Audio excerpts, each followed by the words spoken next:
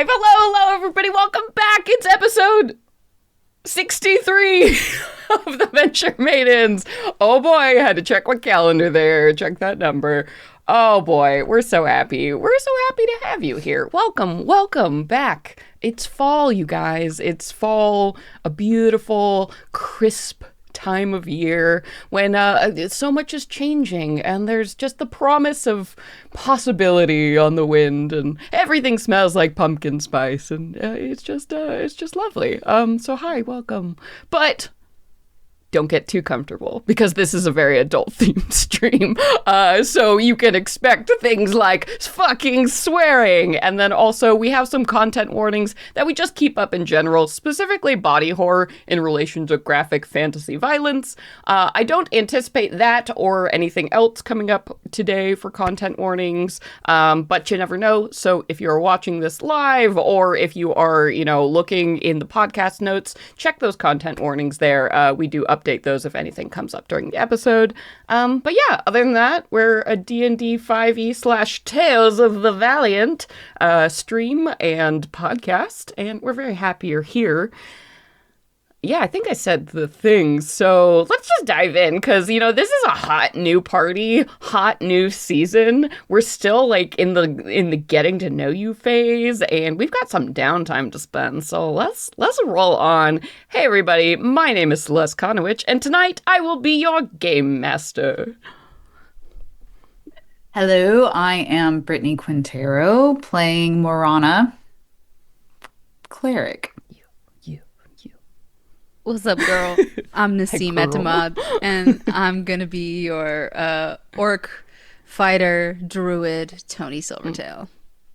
And I'm Sage, and I'm going to be Aoife Flannery, your sophisticated satyr bard. I like how we all kind of whispered that into the mic. It's a very radio voice episode, and I'm here for it, darlings. Yeah! Buzz. Hey, girl, it's me. Loving you through this mic. Yes, let's do it. Radio at night. So last time we did some stuff. We got a new friend and brought her back to our house. So let's tell the people, give a recap of just kind of what happened, the general points, maybe a little bit of some of the information we learned, because we actually had some kind of clues tumble out of that conversation. So let's do a quick recap, and then we'll dive into today. What happened last time?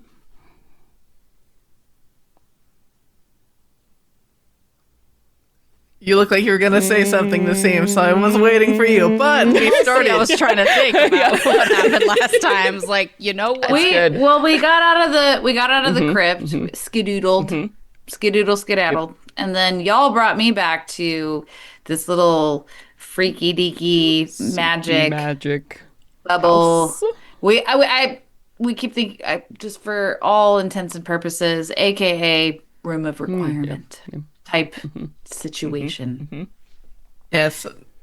Cooper, our chicken hut, who is our house on chicken legs. Yeah, like Baba Yaga. I don't think Yeah, Brittany, you got the outside description because it's literally invisible until you're, included. But yeah, it's a Baba Yaga hut. Baba Yaga. Yep. Sorry to interrupt, Sage. So we led you inside. Aoife led you in by the hand and allowed you to get your bearings, to have a snack, and then have a bath and just be with your humanity for a bit. I'm sorry, if I may. I discovered that I love to cook. So I whipped up a hell of a snack. It was good, right? These two teens were missing because Lou, who left us, was sort of the chef of the house. So thank goodness. But though we also learned that Toni makes a badass cheese plate. So and dips. Toni, the king of dips. I saw you cutting it, and I was like, you know what you're doing. Yeah. And then I don't remember what we whipped up, but yeah. So we hashed it out, and y'all gave me a rundown, right? Yeah, we basically about the house, the rooms. We have a partner, Rook, who's just doing her own thing right now on another job. There is a sentient gourd in the house that you should avoid. That you got to meet briefly. Yeah, Gordon. And I was like, Okay. You're dealing with some shit. You've got some Accurate. stuff. to Not work my out. chair, not my Yeah, problem. Yep. Although I will want, a few questions popped up. I will want to probably ask Aoife about. But Yeah, wonderful. Also, to seem that you remembered to tell Brittany to not let, or tell Morana to not let Gordon out. Oh, yeah. I'm very proud of you for remembering that and calling it in, because boy, was I gonna fuck someone's day. If you hadn't done that, boy, was I just waiting. Yep. That's always in the back of her head. Just That's like, the wise, as we learned during a can Halloween never episode, leave. a wise decision not to let Gordon out. Yeah, so we helped Morana understand what time and place she's in, because apparently she's been dead for millennia. Who At knows? least we don't know. 800 years is about where you figured out kind of in the timeline. It's like like the big Elven Wars sort of starting, which is about 800 years ago in the Empire. And so we kind of gave her the lowdown of like vague general history, what our kind of current structure is now, and then also informing her about, what it is that we are doing and what we are working towards. Yeah, explained a little bit of And the so, yeah. Sarina, like you're an ally of that, and her situation, got a little bit of context on that. The struggles with the Fae and kind of the role that we're playing in this like unfolding conflict. Yeah. And then Aoife got Aoife got some whispers. Oh, Aoife collecting yeah, the that objects backpack. with voices. Even your cliffhangers. That was the cliffhanger. And so Aoife felt called to a voice in her bag, the book that she was given by the spirit from the crypt. And so she felt just called to it. And as Morana and Toni were just chatting, pulling out the books and the maps and everything, and, doing more of the get to know you conversation, Aoife was like, well, I've got a bit of a headache, so I'm just gonna take this book and go to bed. Good night. And take my backpack and go. And so as she sat down in her bed with this book, she transformed into her Fae form before flipping open the pages, and she discovered that this is called the Book of Black Fire. And it is a sentient book. And there is a fiend trapped inside. It's a little bit vague right now, but this individual calls themselves, or they've been known by many names, but one of them is Poenya, and they currently go by Poe. But they offered Aoife basically a work trade situation of like, you did me such a huge favor to get me out of that crypt because I was wasting away, and the Rothwells, they were doing great until they decided to not listen to my fantastic, wonderful, and perfect advice, and then that's when they perished. Shocker. So sad. Mortals. And well, you saved me, so I want to offer you my help. So what can I do for you? And she's like, I'll get back to you on that. What? I do. This is, yeah. I do think too. I think Poe was very candid in the fact that they said, "I am a devil, and my name is Poenya." Yeah. So they were like pretty straight up with you. I think in a way that you don't often get with the Fae, which is notable. Exactly. Again, devils, fiends. They're like Bartleby. Poe, she's like, I'm in Camp Devil. Listen, like, to be honest. if we can, like, all right. I hope Bartleby shows up again. Oh boy. Just you wait. Just wait. Now he's running a hot club. It's a whole thing. A nightclub. Aoife's got a crush on him. It's a whole thing. Anyway. Can we talk about this? Can we talk about this later? It might please? come up. we have my to go God. back to that club. It does things to Toni. Yeah. No, That club. If y'all will remember, Brittany personally had a fucking thing with Bartleby. yeah. It was personal. It was fucking. It was personal. personal. And with that, after being like, Aoife being a little bit taken aback and not being so wanting to engage with this more, but also having that very mortal voice in the back of your head of like, hold up, let's think about this. Why do these objects keep coming to me and offering me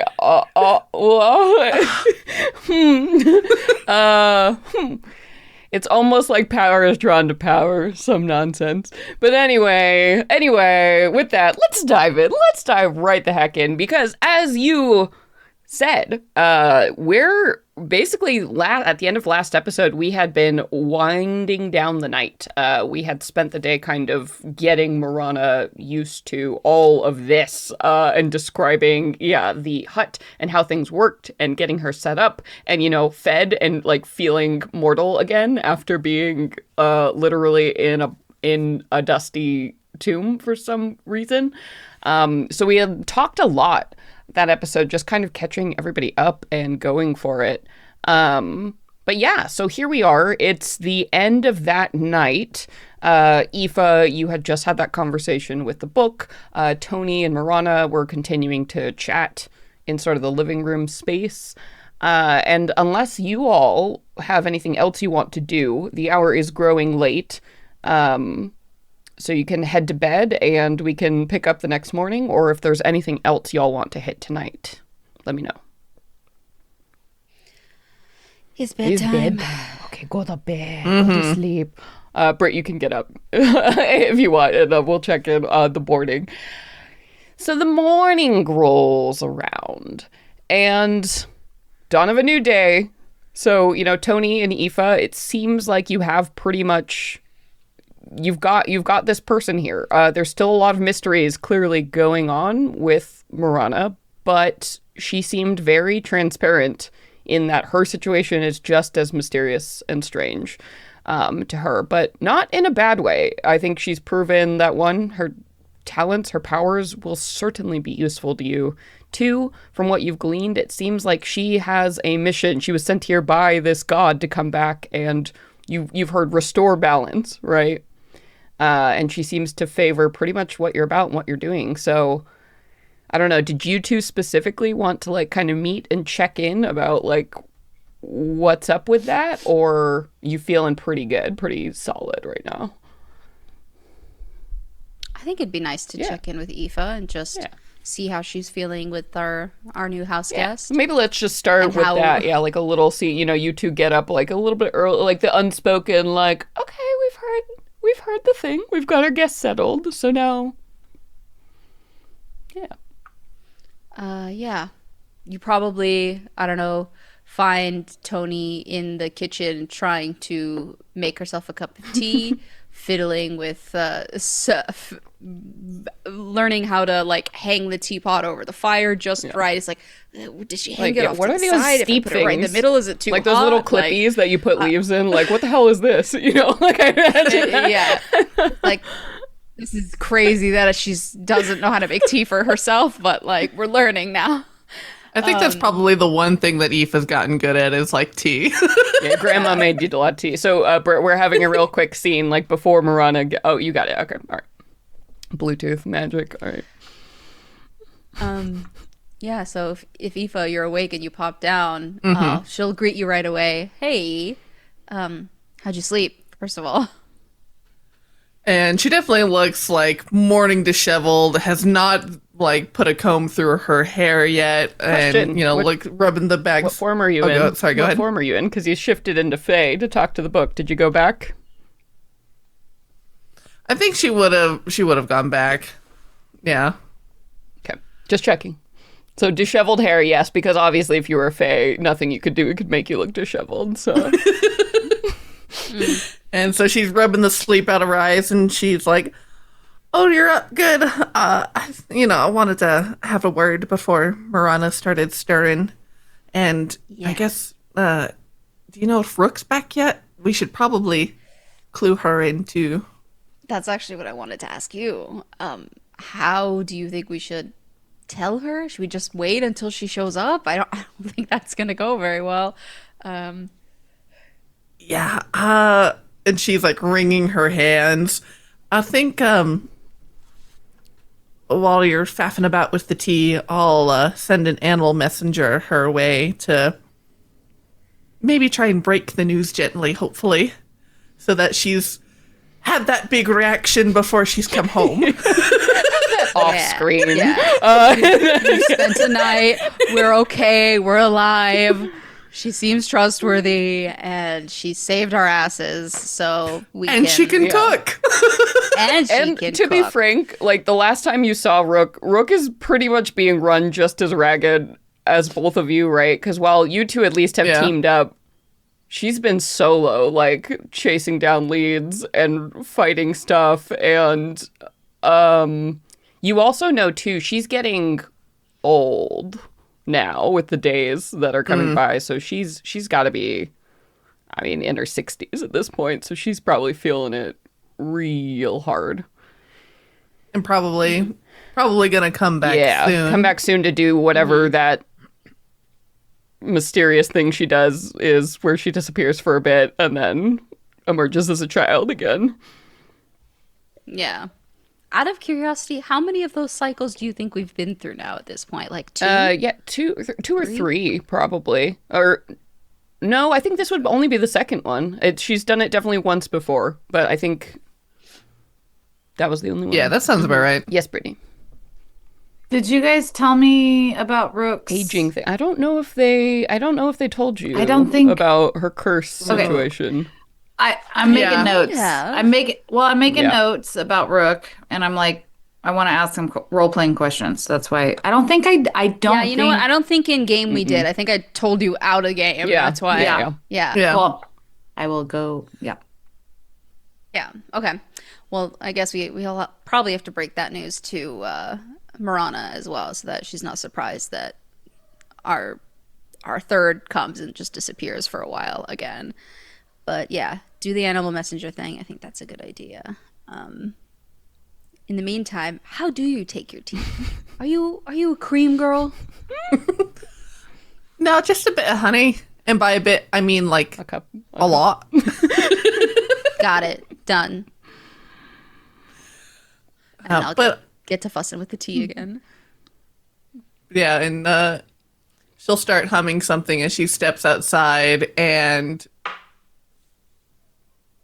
I think she would find, I think it's probably just like a rabbit that's around. I expect they'd be easy to find in little burrows in the ground, and would, crouch down on the ground right in front of it, offering some grasses and seeds and everything to coax one out. And then she'd be like, well, excuse me, if you haven't got, if you've got a spare moment, I'm looking for someone. And yes, would convey the message to Rook. Let me look at Animal Messenger. Let me look. See if it, because remember, so ritual spells. Yeah, we must pay attention to the materials for that. So what is the? Yeah, so it requires a morsel of food. Okay. A little Yeah, treat. you just weave a little magic. treat. I imagine it's something like you Funny kind of little do treat. your ritual magic over the treat, and then once the animal eats it, it's almost like whoop, and they can suddenly understand everything you're saying, and you're like, whoa, yeah. So I can speak a message of up to 25 words that the tiny creature can deliver, a tiny beast, covering up to 50 miles for 24 hours. And since I can do it at a 5th level, it'll get an extra 2 days for each level above it. So a week, over a week. Yeah, so I think for it to it's travel. safe to say your message would reach the end of, once we resolve that first week of downtime, Rook will get your message. Yeah. And so she would say, oh goodness, 25 words is never enough. Sending is 50 to animal messengers. It's hard when you have a beast brain, okay? Right, there's only so much space. We're okay. Investigated Rothwell estate. Found a new ally. She's a cleric. seems trustworthy, can cook. At 16.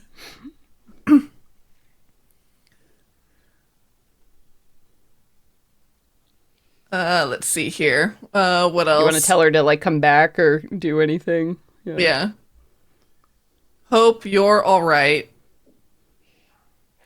Come back soon. 3 words. Love Aoife. Love you. There you go.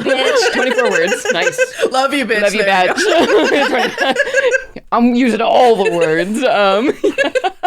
Awesome. Yeah, and the rabbit looks up at you with its, now curiously intelligent eyes and just like nods and gives you a little salute with its paw and just like shoots off, into the grasslands. You're very quickly out of sight. Your message is on its way. Very nice. All right. Toni, Aoife, anything else you wanted to say before Morana wakes up? I don't think so. No, I think that's it. I think it was just the fear of breaking the news to to Rook, and now I think we feel prepared. It's on the way. Yeah, it's on the way. Yeah. And so Morana, it's your first day waking up here. What's that like? I feel like it's always a little weird, right, when you wake up in a new place for the first time, or is it like strangely comfortable? What's your experience waking up here? I think she is going. It feels nice because she felt safe when she went to sleep. She might have had maybe a little bit of a leftover effect with like waking up in a sarcophagus. So when she wakes up, she's probably a little jolted and is so relieved, and it's very pleasant. When the light hits you, discover you're that. like, oh, okay, not there. Honestly, she probably like, I don't know, being dead for that long. It is, I feel like as her senses get situated, being on the mortal plane feels fucking awesome. Yeah. And so there's like, I'm gonna guess, like, this is just me like theoretically thinking, like her sense of smell, her sense of hearing, like they're not like better than the average, but like they're heightened right now because it's been so dulled. Like being dead. I don't know what it's like to be dead in the underworld or whatever, but like I would imagine that like that's why I think we've written about being alive, being so I kind of vibrant. imagine like being like a newborn where everything feels so sharp and yeah, just, your like, body defined doesn't and know. new. Like having to poop is like a fucking. Can you imagine if you've never pooped and the very first time you poop? Like, can we talk about like why that might be a wild fucking you and experience? Rook probably have a lot more in common than you might think. I mean, sorry, I didn't mean to go to there, but I'm just, you know, Yes. like if you have a tummy ache, like your first time experiencing things, but like the difference is that she was alive so long ago. So there's that like kind of dulled memory about it. And she's just like, oh, I'm back. And so, yeah, it's like probably kind of overstimulating.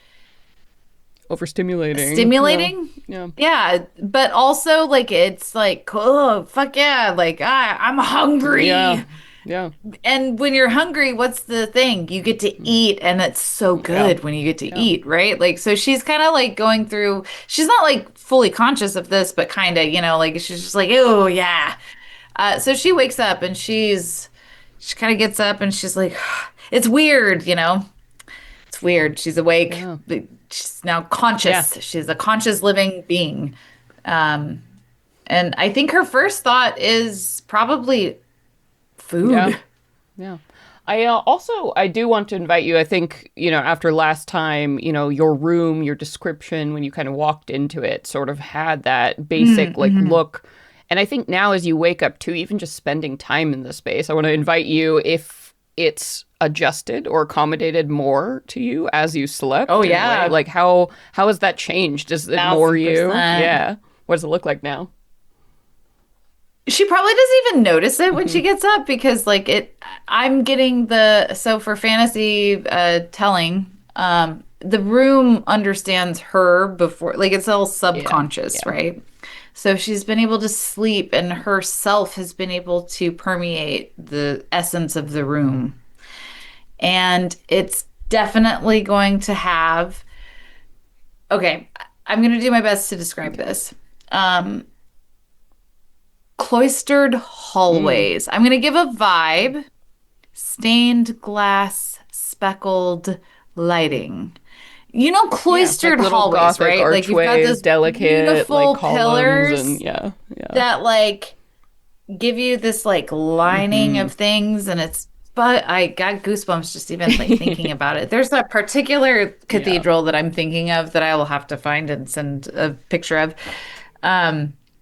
There is some form of running water, like a Yeah. font, not a fountain, like a spring it has a functional use, right? Like if you're doing things like being able to like kind of construct a little baby Yeah, bowl like of a something with basin, a like a natural water spring, a fixture, sort of basin. like into a, yeah, Yes. yeah, yeah.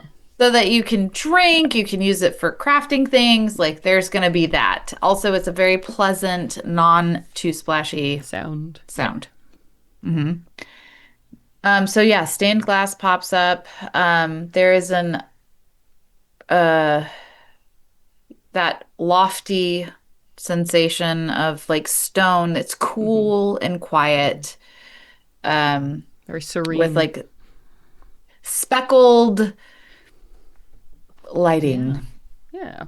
Very cool. Yeah, and I think just like you say, you don't really notice it at first, and then there's that moment where you're like, "Oh, it's different," but somehow it's a good different, right? It's more than what it was yesterday.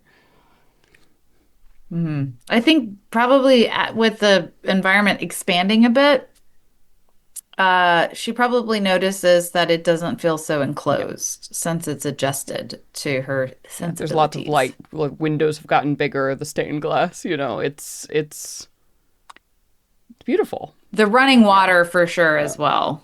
Yeah.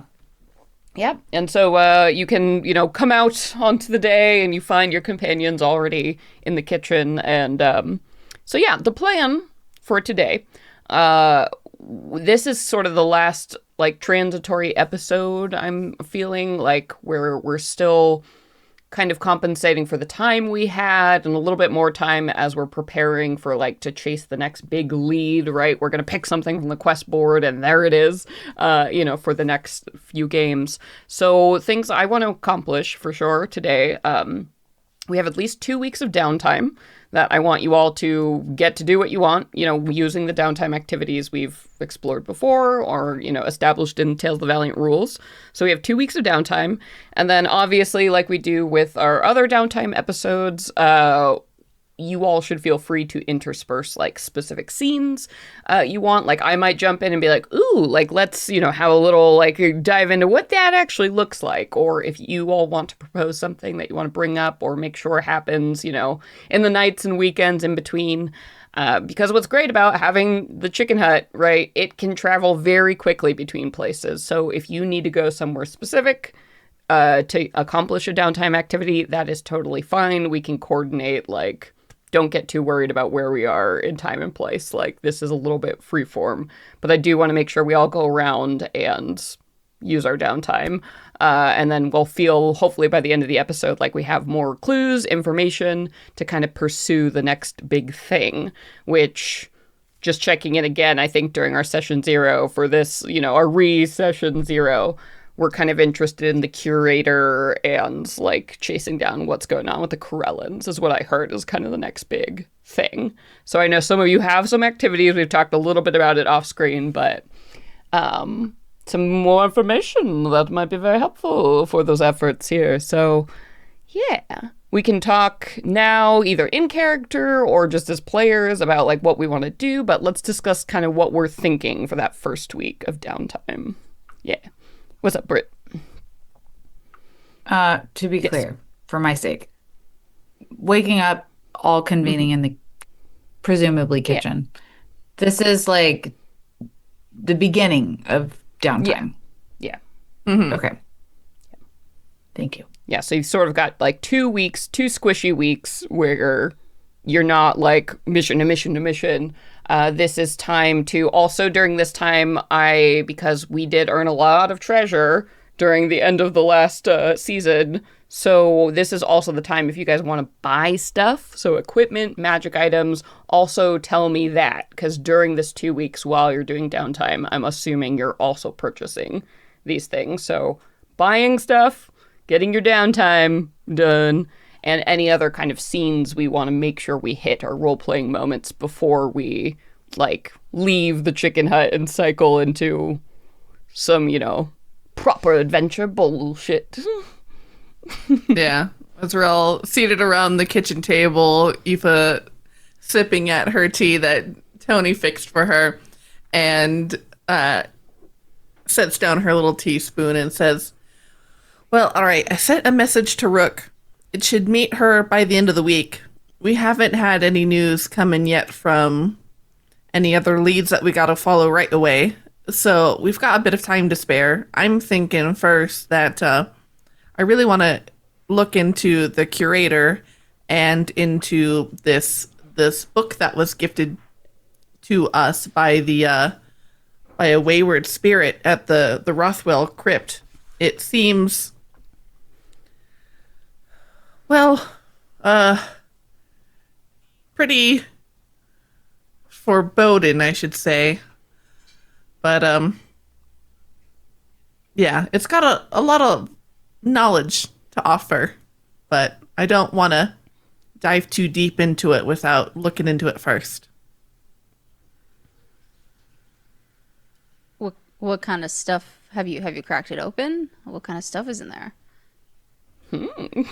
And you can see that she's kind of like hemming and hawing a little bit. She's looking off to the side, squirming in her seat a little bit, looking kind of uncomfortable. And she says, I started to flip through it, and she kind of sucks in her lips as she thinks of carefully the next words that she is going to choose. It talks?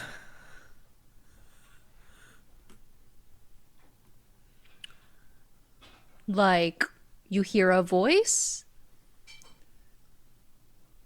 Yeah, like my flute, how I communicate with Swan.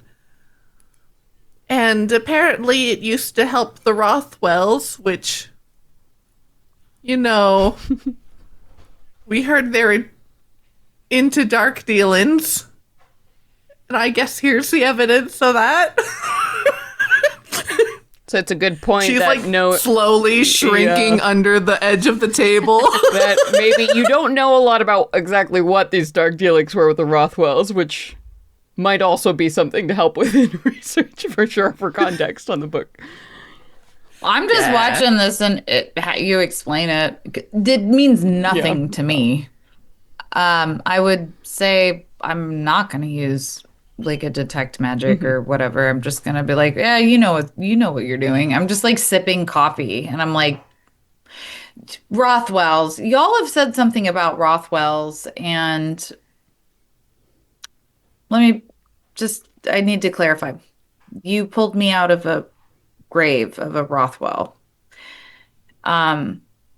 Real quick, for out of context, there were visages of who is entombed in the sarcophagus, and did y'all confirm that I look like the sculpture? Yeah. Okay. Did we share this?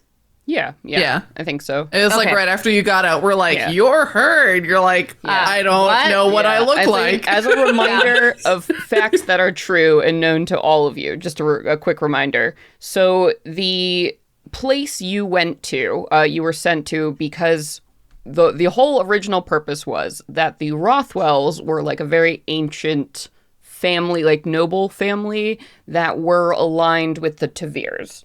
And the Tavirs right now, Melwyn Tavir, who is the one who deposed sort of the Tsarina and is kind of like taking over the empire, the connection was that maybe you can find some dirt or something because there was some bad thing that happened between the Rothwells and the Tavirs. They used to be allies, and then suddenly they weren't.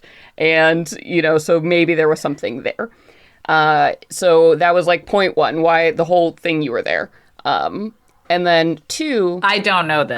I think they told you they told you enough about that. I feel like, are you guys comfortable kind of sharing? That's why you were there. Yeah, I think you covered that. So you do know that because you asked us point blank why we were there. So it probably still hasn't like connected though, because I'm like, you're like, who is the Sarina? Who is Melwyn? Well, right, they were names to you. You do know this. I don't feel like a Rothwell. So you know this to be true. Two, the other thing you know to be true is that you all went to investigate the Rothwells. You went to their like family estate, which is now about 100 years in ruin. Like no one has lived there or done anything. And already the Rothwells were in a bad place before 100 years ago. So it was dilapidated, shitty. They had like maybe one or two like hermit fucking like ancestors, right? Kind of squatting in this property. But it's overgrown. The house is like almost gone. But the family tomb was mostly intact, though it was overgrown by weird, creepy plants and stuff.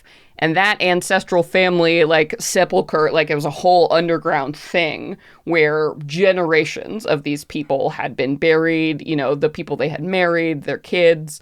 So that was all real and true. And once you went down into that basement, you found in one of the sarcophagi, which was, you know, it looked like kind of the others, right? But except when you tried to read the name, it was all like fucked up and magic-y. And when you opened it too, there was a bunch of necrotic spell magic that gave you like a ooky vibe all over this. And you found Morana there. So all of these things are objectively true, Morana, and you can take in this information, even though you feel no like personal connection to it or whatever, but like, those are the circumstances. These are facts. Right? Like, those are facts. And Aoife had figured out that it was probably something like an in prison or like this person's soul or like was trapped in this coffin. If you all want to look up a spell, look up Soul Jar for me. Just Soul Jar. Real, that's what it was. real. Some high level necrotic for the stuff. For the sake of role playing and the believies of like, look, we feel things in our existence as a cleric. Being in that type of situation upon awakening, I would like to believe that there's some sort of like fucking Hades boost. Hades Hail Mary to get me like I feel like if I was just like a regular ass cleric, I would have sensed that type of necrotic energy. So like honestly, I think the claustrophobia probably overrid all of it. Let me give you, now that both you, Brittany, I feel like I would have known. You, Brittany, as a player, and you, Morana, as a character, I think with a little space, let me give you some other things that you know are true, and you're not sure how you know, perhaps, but like for one, you recognized instantly that was a necrotic spell. Necromancy isn't inherently bad. There are lots of things that necromancy is actually very good for, like true resurrection, for instance. That is a good and beautiful thing that necromancy can do, and not perverse in the way like creating undead is. But so necromancy is a tool that can be used for good or for evil. So undead, I would like to make a relatable thing, but I don't know if that's a yellow card situation. Oh, sure. Yeah, if you want to, throw it up, yellow card. So yellow card, so what is the topic you want to discuss? And then we'll go tread carefully with yellow. Yeah. I say this with like a level of informed intention. Yeah, sure. Physician-assisted suicide, and how that can be compared to a lot of things that society deems negative, but is a very complex, nuanced, and complicated topic. And I would like to relate that to, and I think I'm not trying to like blur the lines of fantasy and reality, but I think sometimes it can help to have a relatable thing when it's not real life. Yeah, absolutely. It's necromancy certainly deals with, like, when you start to look into it, you're like, whoa, it can get into those moral kind of quandary situations. But necromancy at its base level is manipulation of life and death.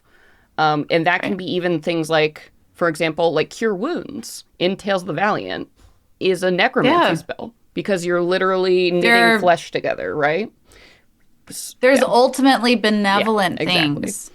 So it can be used for really good things. And I think part of your order and Hades, what he's about, is really the good side of it, right? But can also be used really, really terribly. And so you walk the line inherently as a cleric, you know, of a death god. Sanctity of life. And, you know, when to make that choice, that these are difficult questions. And there are people probably like the Rothwells who didn't do it quite. Yeah. I think the ultimate simplification of what her mission is championing autonomy, full autonomy. And when it comes to death and getting into the realms of necromancy that are non-consensual, she is in charge of fucking making sure that is not happening. Exactly. Everybody good? Throwing a green card? We all good? Yeah. Good. Okay. Yeah, I might need a follow-up after that because I feel weird about bringing that up. It made sense to me, and I just want to make sure it wasn't like but feeling too good and intense safe to play of right now is the green card. Yep. Okay. Yes. Cool. All right. Yeah. Thank you. So with that, so these are kind of like, so your things as a cleric that you know, like not all necromancy is good or bad. You're not exactly sure what the context of that spell was, like put here. Was it something put by the Rothwells? Was it something put by Hades? You're not really sure.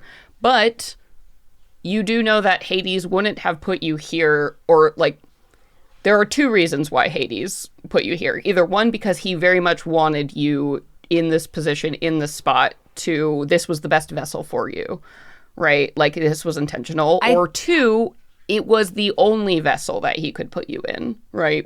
You've heard now that the gods had a limited state of power. You've heard like... That would have been an afterthought. I think in the moment, I think to me, Hades is all powerful and all knowing. So this was the right place, the right time. It was hard for me, but it was necessary because I needed to be there. Yeah. So when you're looking at, the motives like, but he has the power to do this. You know, he chose this body for you because you needed a body. What that means, not going to be found in a book. But you think that maybe if you learn more about what the context of this, maybe it might give you further insight into why this place, why this time. Or maybe it was why this place, why this time, because these two people beside you are really important, you know? It's I think that I'm not even like asking the why on that. Honestly, the reason I want to know about these things is how to move in this body. I'm not really questioning the why, the time, the place, or the body. I'm more like, I have this. I need to know what I'm doing with this so that I can functionally move at this point in time. Absolutely. And knowing the history of, because if you're wearing a face, right, that people might recognize or not, like that could give you advantages or that could give you disadvantages, right? Sounds like it might be a disadvantage at the moment, but I haven't learned about the Rothwells yet. Yeah. So as we're seated at the breakfast table, and Aoife shyly admits that this book is sentient, and that I don't react. And you had said that that we've been talking a lot about the Rothwells, and then Aoife will ask, or she'll add. Yeah, so I would definitely like to head to Faelyn because, I mean, dealing with fiends, the University of Faelyn, there's got to be some diabolists there, people who would be knowledgeable about maybe times that they've come up through the past or something like that. But Toni, what is it that you're looking to do? Well, I guess I want to get some more practice time in with my herbalist kit so I can work on potion making and crafting a little bit quicker on the fly. That'd be nice.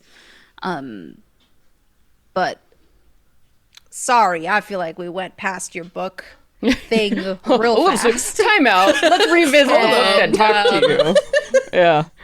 You heard a voice. That's fair. It talked to you. It helped the Rothwells.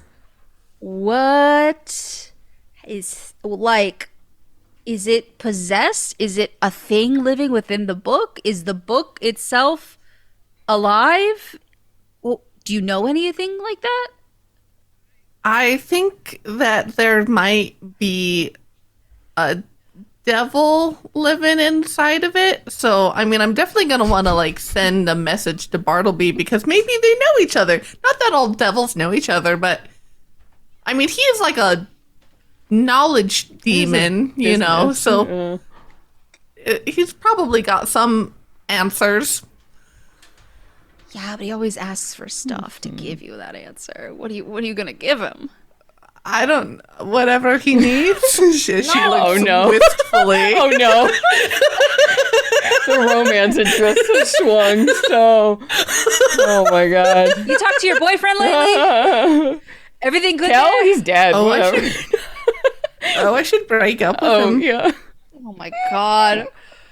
I can't lose you to devils, Aoife. You know, Maybe just a vacation.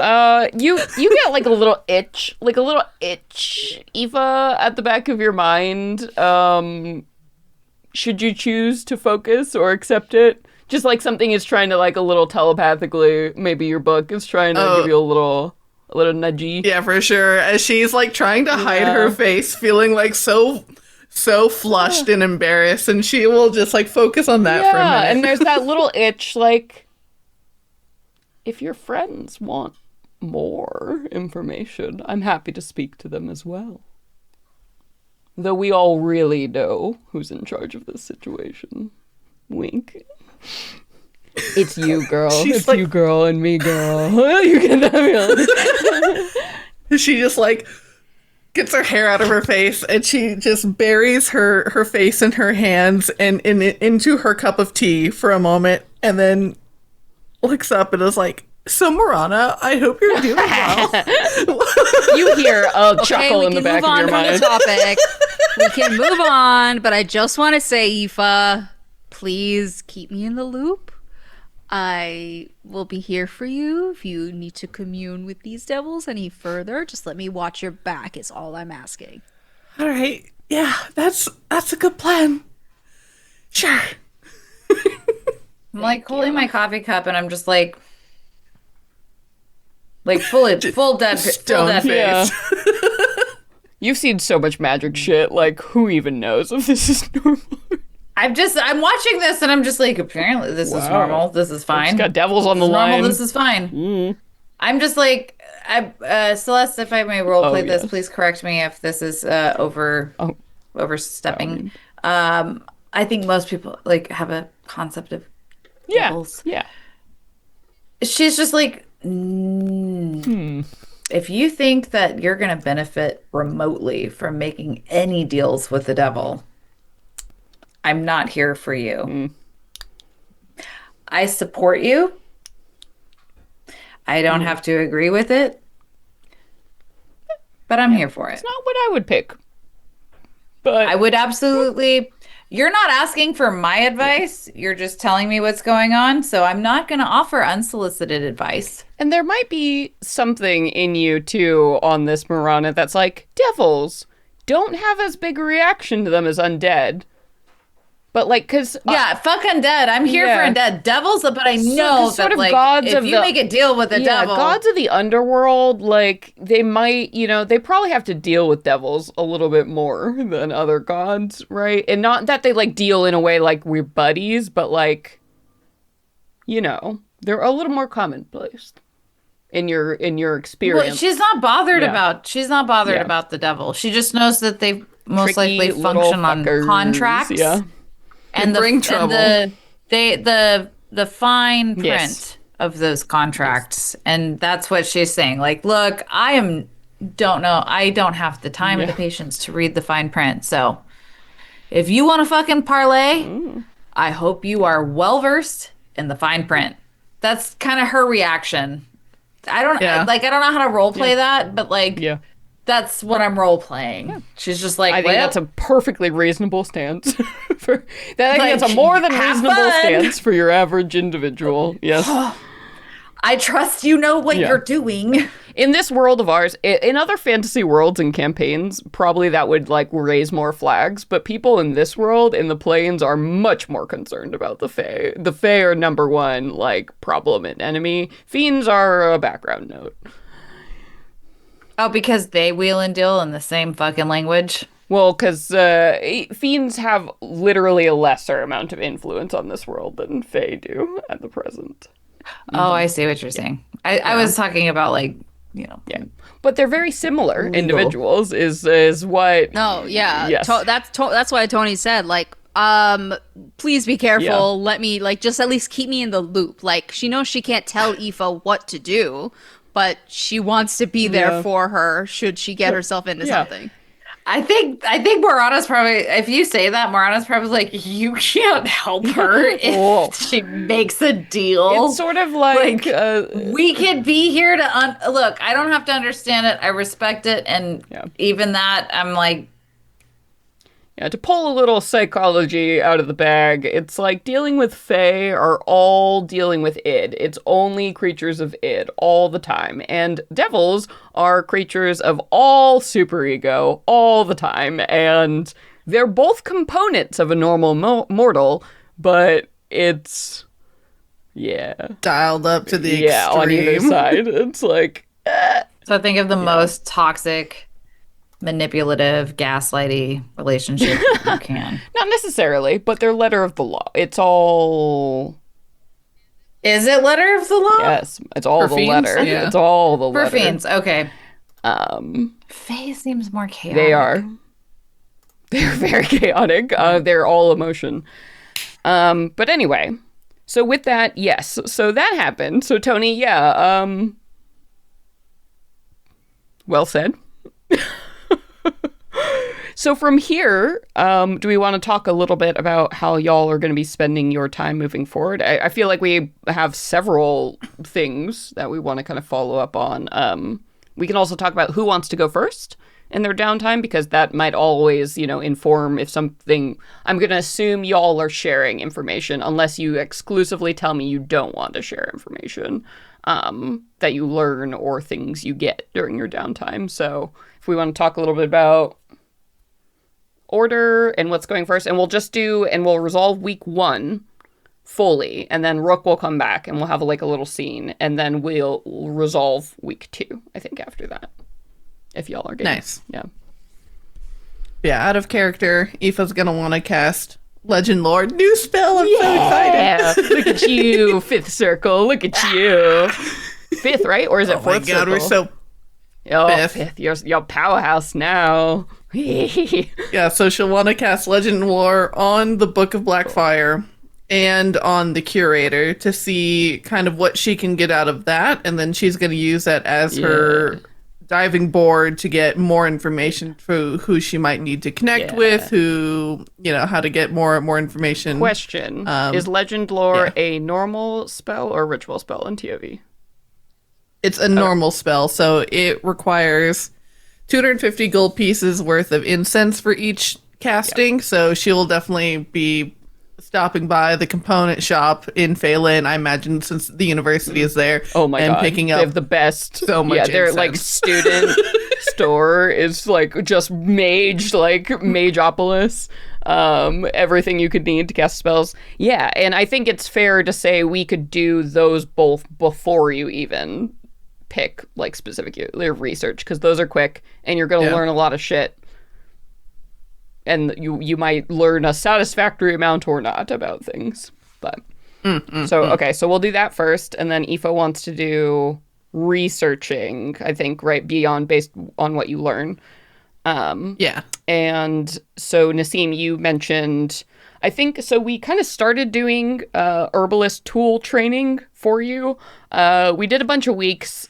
Now, though, that we have, I think, Tales of the Valley officially out and the rules, I'm going to say if you're starting out with training, because the way training kind of works is like the base is like you need to spend 52 weeks of downtime, right? Training. And then at the end of each week, you make a roll. And if you do really well, you literally have that time every time. So you can get it down. So I'm going to say you're at 25 or 26 weeks right now. So you're like at half the time. Okay. And then we're starting from there. So if that changes what you want to do or not, let me know.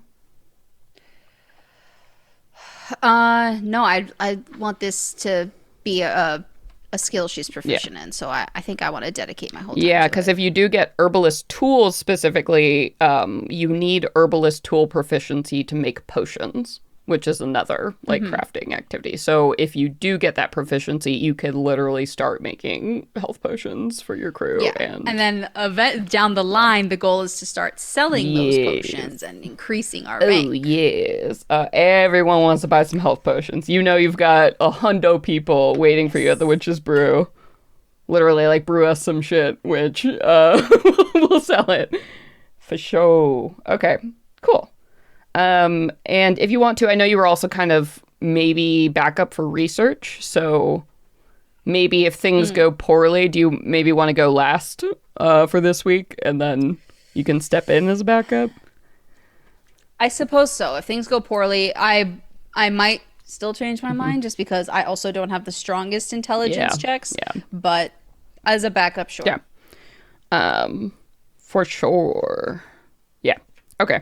So, and then maybe Morana, it sounded like you primarily wanted to do research. You've got a lot to look into. So for you, I think the two topics, we had like the Rothwells were on the table, and then also maybe more about Hades and like specifically the history of like the religion and what's going on, or is it mostly like the Rothwells that is in the front of your mind?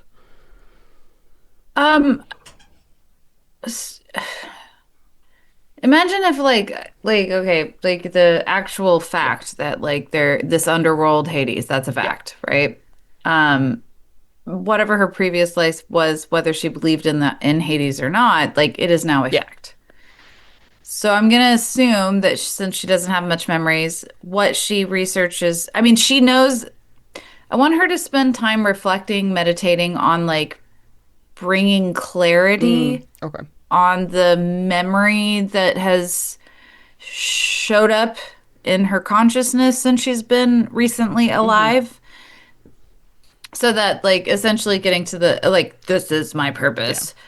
Yeah. As far as Hades and understanding Hades, I think that, like, he exists. Yeah. He brought her back. That is the conversation. She literally spoke to him individually. So I think what she would rather research is like, obviously the history of the Rothwells, but like maybe some aspects of like comprehending, I guess if there's any like research on Hades, it would be to just like what the so it would be world exactly. sees as so Hades. What I would say, what you could accomplish with researching, unfortunately I don't think like downtime can, it's not going to lighten your experience. I think that's something that you're going to have to be in the world. No, just like a history check of, like, on Hades. In the world, how has Hades and his religion thrived and what, like, survived? when she tells people that she is a cleric of Hades, like what she wants to know, like what she's that gonna is exactly expect. what you could learn from researching. So you could do like the history of Hades and his religion, right? Would be like one topic, or like the Rothwells and their history would be a different topic. So you'd have to pick, like, basically for the week, which one you want to look into. We have 2 weeks, right? So you could do one and both. the other. Yeah, both. Both. She needs to know what the fuck is going on. She has her mission, but like, how is she going to operate with her mission? Okay, cool. So then with that, it sounds like either Aoife or Morana, any thoughts on who wants to go first? We could also, Aoife, we could do your legend lore results first, and then we could decide. Yeah, let's do that. So, I'm gonna get a little refill, but then I want you to describe, and also if you're doing legend lore in front of other people, like I imagine this has to look weird or feel weird, or and I have some paragraphs that I read up for you. But yeah, think about it real quick, and I'll be right back. What is legend lore? So it's a 5th level spell, and basically when you focus on maybe a person, an event, I mean, basically it's just a spell that when you're thinking about a person, a person, place, or thing, event in history, you cast the spell and you receive information about it. That might be, it's like you learn the legend. Might be things you learn in books, The ultimate Google search. Yeah, it's basically the Google search spell. Came from within. I'm like, I don't even know how to keyword search this, but Google, take it from my soul, and then it gives me a fucking Jesus, video. take the wheel. Give me the AI overview of this topic or whatever. Yeah. Yes. Yeah. Absolutely. I hate that I needed to resort to No, that. but it's true. It's absolutely what the spell is. This is the spell that's like, what is this spell? Touch this. Why is this important? Have you guys tried the camera on Google searching yet? Oh, Lord. Yeah. Let me just. I'm a full blown botanist. And I'm totally shit talking. Anyway. Okay. Anyway. So we had it was 2 things. Yes, it was the Curator and then the Book of Blackfire were the things you flagged. Okay, cool. What would you like to lore first? I think she would do the Curator first, because that's like our big overarching mission with the Corellans. And what does this whole fucking setup, what you doing? What this look like? First time casting. So she sets it up in her room, and she leaves her door open, just just in case. And she takes books off of the bookshelf in the living room, and just like regular history books, whatever, they're run of the mill common books, and she starts ripping pages out of them and shredding them into little tiny pieces of paper, and she begins forming this large arcane sigil into the ground on the floor of her room. And it takes, actually, it only takes an action to cast. But she's ripping all these pages, she's throwing them onto the ground, and as she speaks the words, and they are just instantly incinerated, and the ink from the pages just evaporates into this black mist, and she inhales it, and I imagine she gets this very kind of like visual view of the information. Yeah, cool.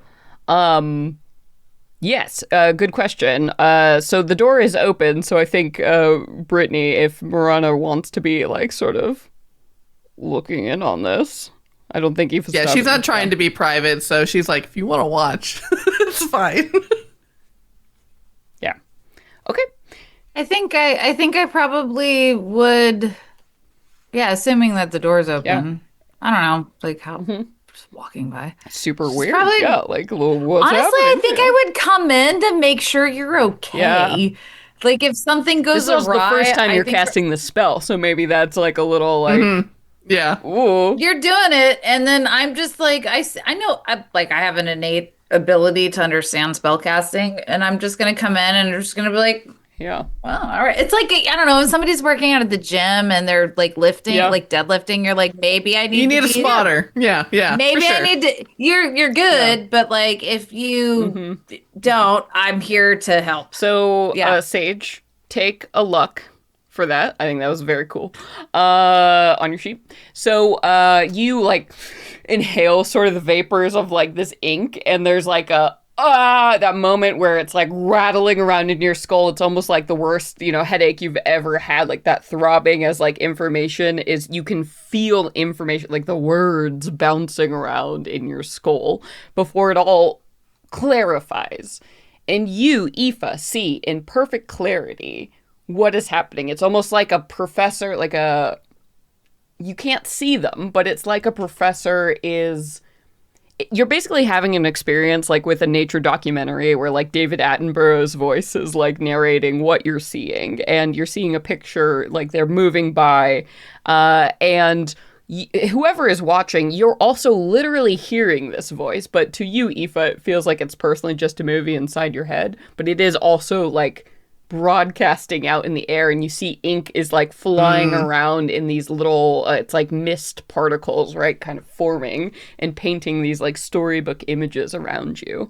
The Curator was created through a series of improbable events. An amphibious creature fell from the mortal plane into the river Styx and, after bathing in its waters, wriggled its way to the shore.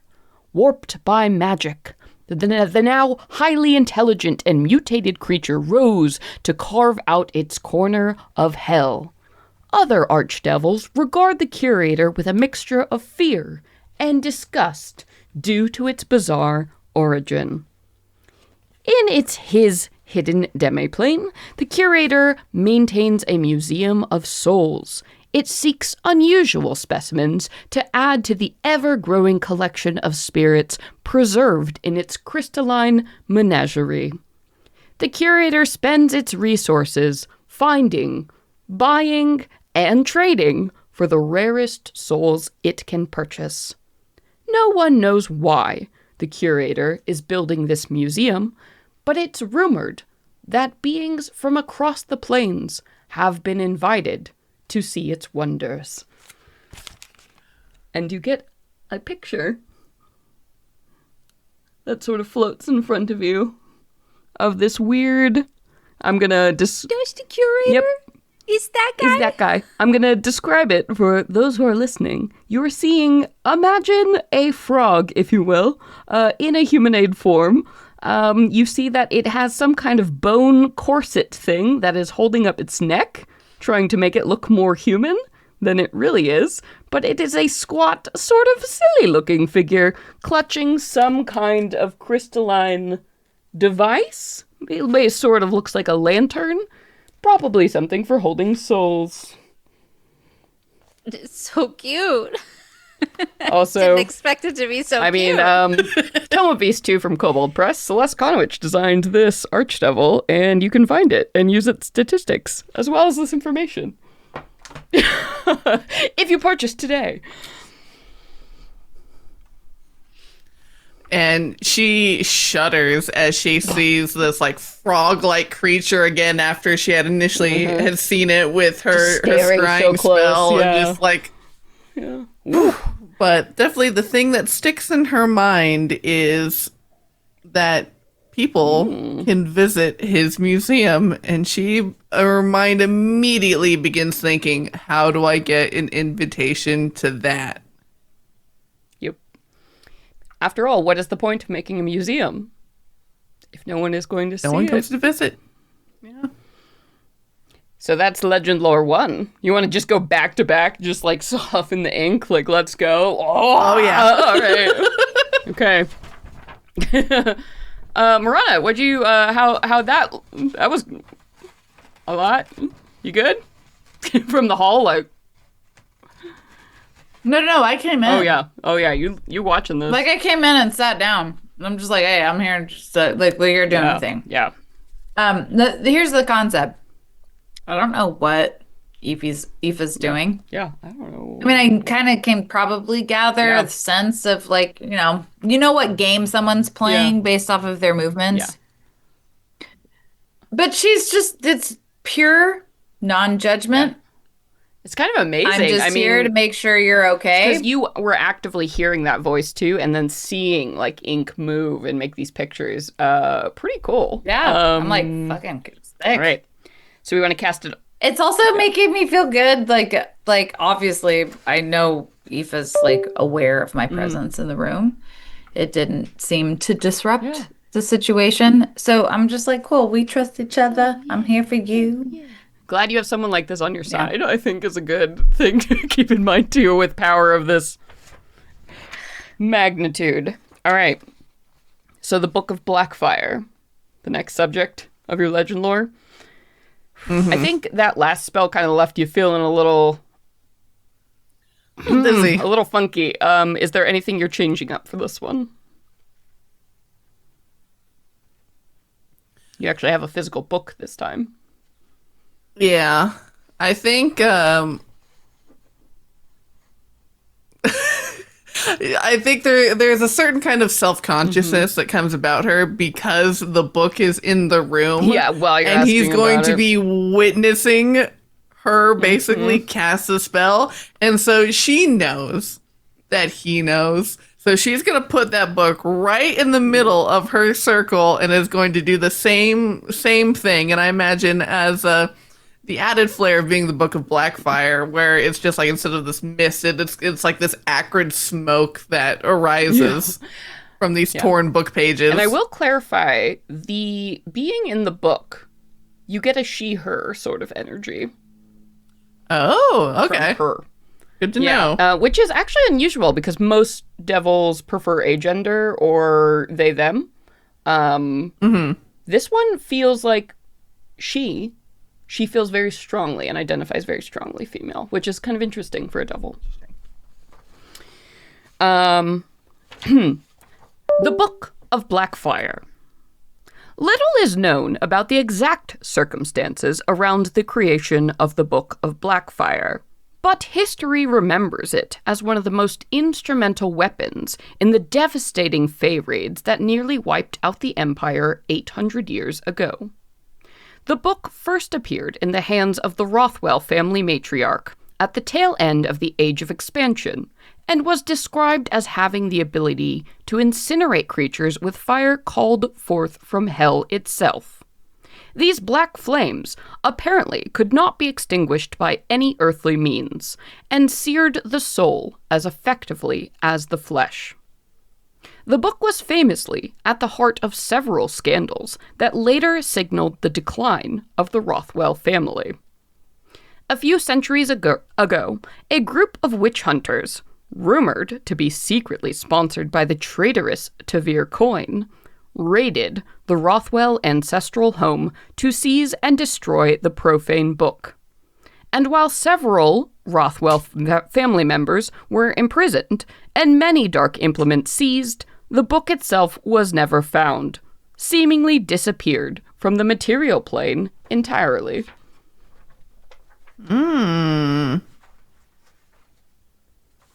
Did you pull that book out of the crypt? It was given to Aoife by a ghost. A being not of the material plane. In the crypt? Outside the crypt, actually. Just outside the crypt. They're like, we need you to take care of this. I am fascinated. I don't think I know this though, right? Or is No, this you saw like it. You were there. speaking- Yeah. So I'm just like, fascinating. I have research to do. So that is what you get from those spells. So, if that, yes, it swayed you all on what you might like to research or not, after that, there is more to be learned on both fronts. Certainly. Well,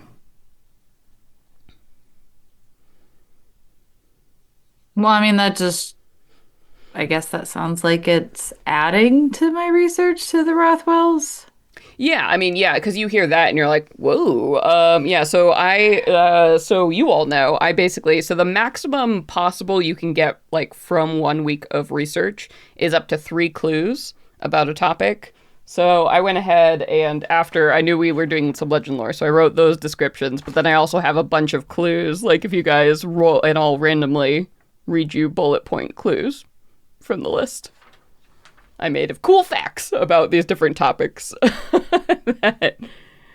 Cool facts, ominous facts, I don't know.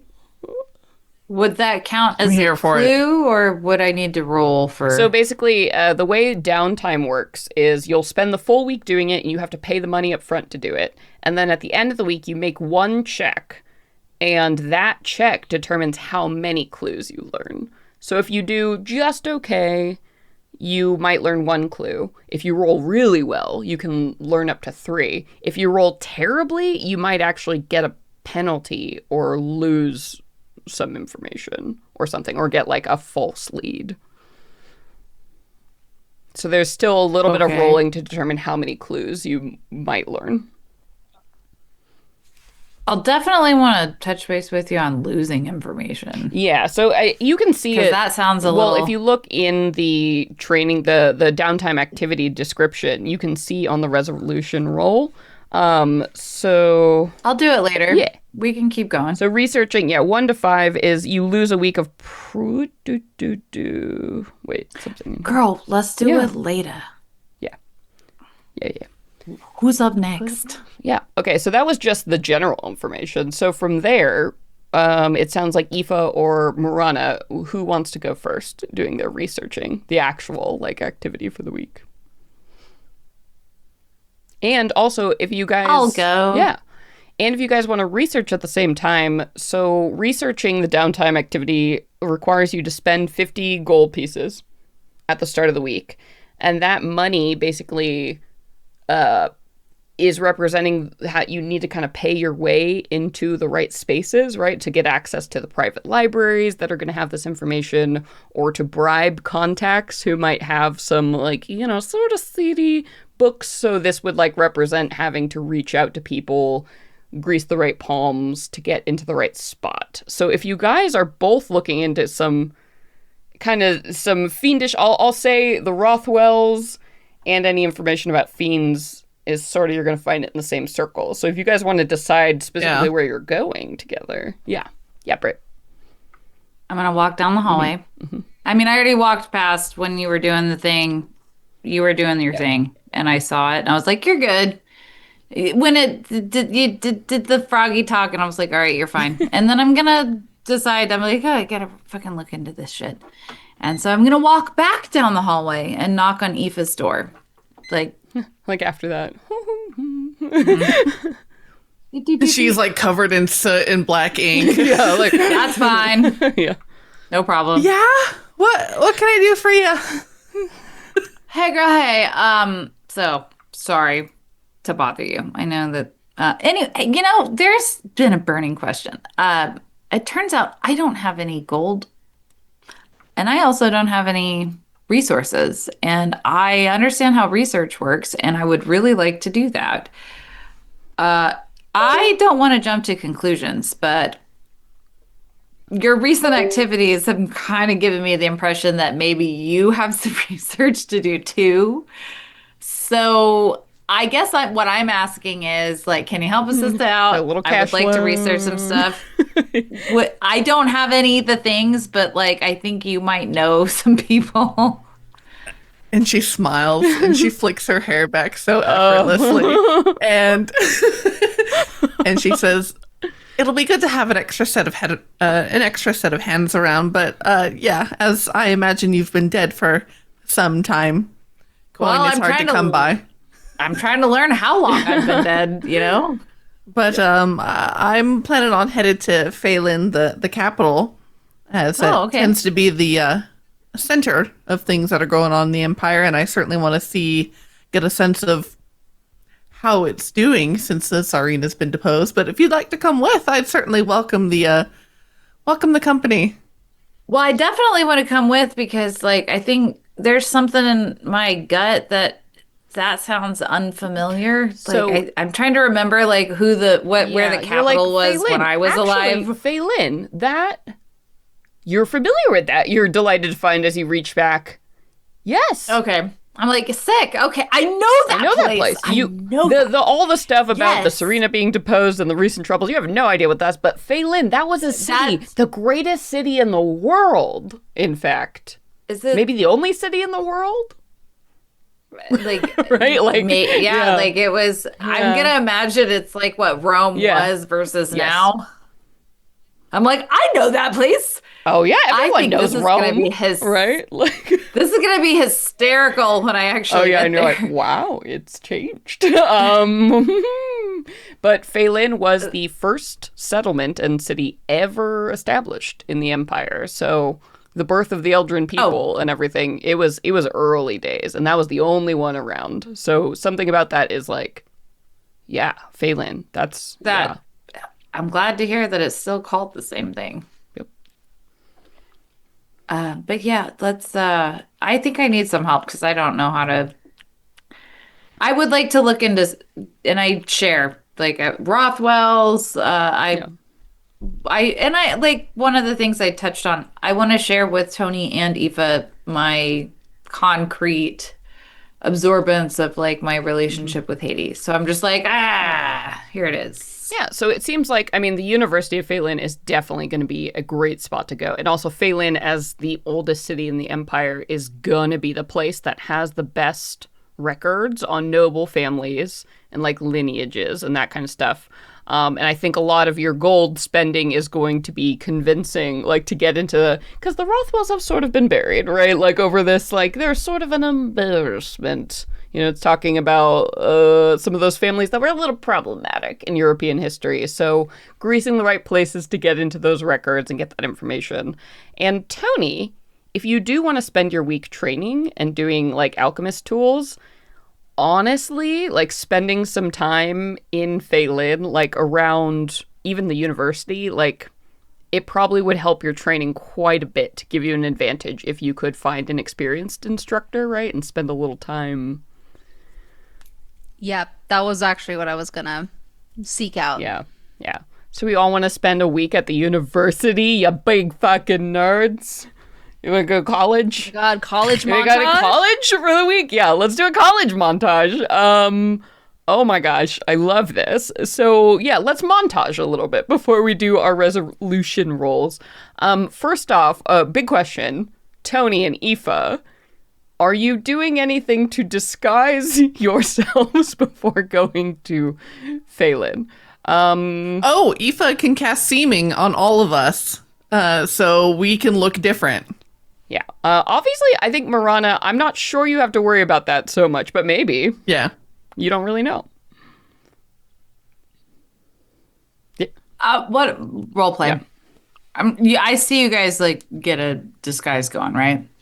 And I'm like, well, should I have a disguise? Why are you wearing disguise?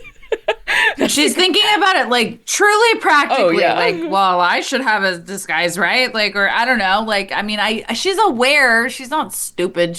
Like, we've thoroughly discussed the fact, you know, she's like, do you think? Because she doesn't know how long dead, but also Eladrin are long lived. Yeah. So maybe she does. I don't know. She's asking, do you guys think I should put a disguise on? Like, we live a long time. I mean, I think that's What up do you to think? you. If you think it might be helpful, if people seeing you might spark some new information. Look, listen. Or I think that this is more pertinent to you two because I'm just here to make sure undead get to where they're going. Y'all have a mission. My mission is to make sure undead are not being necromanced. Y'all have a more political situation.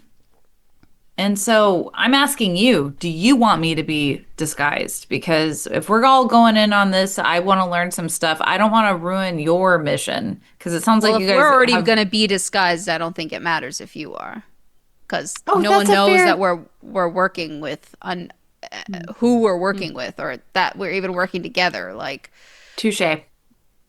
Say less. Yeah. That is the most... Yeah, that makes It's sense. also probably All right, whatever. not an oddball question to wonder why these people are disguising themselves before going to For her, she's like, because she has to understand stuff about herself. There's questions like whatever they're doing. She's like, yeah, makes sense. Bliss. Y'all are doing shit. Bliss. Like, Yeah. I literally am not sussed out at Yeah. all. You No. trust us implicitly. He is so not sussed out at all because I mean, you did She literally realizes offer your she home has- and everything. Too, so yeah, there's no... she's not sussed at all. Yeah. She's just like, yeah, we're good. In fact, she's more focused on the fact that she can't explain and give you fully transparent answers. Like, she's giving you full transparency, but like maybe some of the questions you've asked her, like Morana's like, I don't know. And the whole point of going on this trip is so Yeah. I can give you those Well, answers. and that's In like, the meantime, y'all are doing a thing. I don't need to know everything. We'll do exchanges. Yeah. Well, and like Nassim was saying, as Toni, it might actually be valuable to go as yourself and see if you get reactions, right? Like that could be useful. Well, we need to have a conversation about that. We need to if you want me to do that. Oh, I don't know. That's what we're doing. Okay, so that's what we're role playing, right? So Aoife would say that basically that if your goal is to try and learn more about the Rothwells and stuff like that, it might be helpful if you look like one, because then genealogists will be like, oh, you're researching your family line. How mysterious. Let me show you like, everything. Like, oh, can I interview if you've got the Rothwell nose. Right? It might actually work in your favor. I'm a long distant relative and I've heard so many things. I want to know what's real. Oh, that's totally in line with, because people are obsessed in the Empire with their nobility, just like Europe, right? It's like, how can I trace my thing to this and whatever? Like, all about it. I'm filling out my family tree and there might be a connection. Let's find how inbred we all are. No, I want to be able to... Whereas we are like enemies of the state. Yeah, y'all are... We are terrorists. Cool. But the good kind. Morana's gonna... Y'all are explaining all of this to her and she's gonna be like, I know we all have our own things that we're trying to do, but like, can somebody come with me? Because I don't know what to do. If somebody comes up at me and was like, oh, a Rothwell, like I'm gonna need some help. Cause I don't even know. Do y'all still like she's gonna describe some very outdated form of etiquette, like a curtsy. Yeah. But like it's 800 years old. Like, no. And y'all are like, what? And I'm like, well, that is what you do when you. It's a sign of respect. No. Like what? Like so, I need help with this. Like I am. Aoife will give a playful jab with her elbow at you and be like, "Just stick with me, and you'll be fine. I can get into anywhere." Okay, we're probably going to the same place. So if that's cool with you, I'm gonna be as mute as I can. If they ask me questions, I'm gonna do my best. So thank you. I need help here. Help a help. So I think for this week, we can certainly, the chicken hut will take you safely, to a place outside of Faelyn. You all, Toni, Aoife, a little bit about your disguises. How extreme are they? What's the look? You looking like a whole other like lineage or something, or just like orc with glasses, right? Like, you're Clark Kenting it, or are you like... going because with seeming it's basically disguise self for any number of people I can see, so you could be a gnome, but basically as long as like if people if you pretend to be like a gnome, there's gonna be 4 feet of you that's unaccounted for that will have to duck under a doorway or whatever. So I think Aoife would make herself look like a very proper Eldrin lady who's got this like very like minty green skin and white hair. Classy. Already people are like, yes.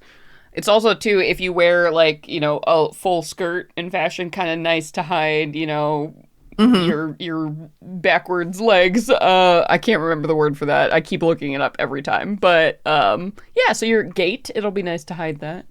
Toni, what you rocking? I think Toni looks similar to someone we all know. A very young, fresh-faced Arnadell. Back in her early days of school. Cool. She's a moon elf with extremely pale icy gray to blue. We don't really know what color it is. Nowhere near blue colored skin. It's not even a little bit blue. No. It's almost translucent. Yeah, she's like opal. Opalescent. Very, very slender, skinny little thing covered in cloaks and dark robes. Has like a stack of books on her hip.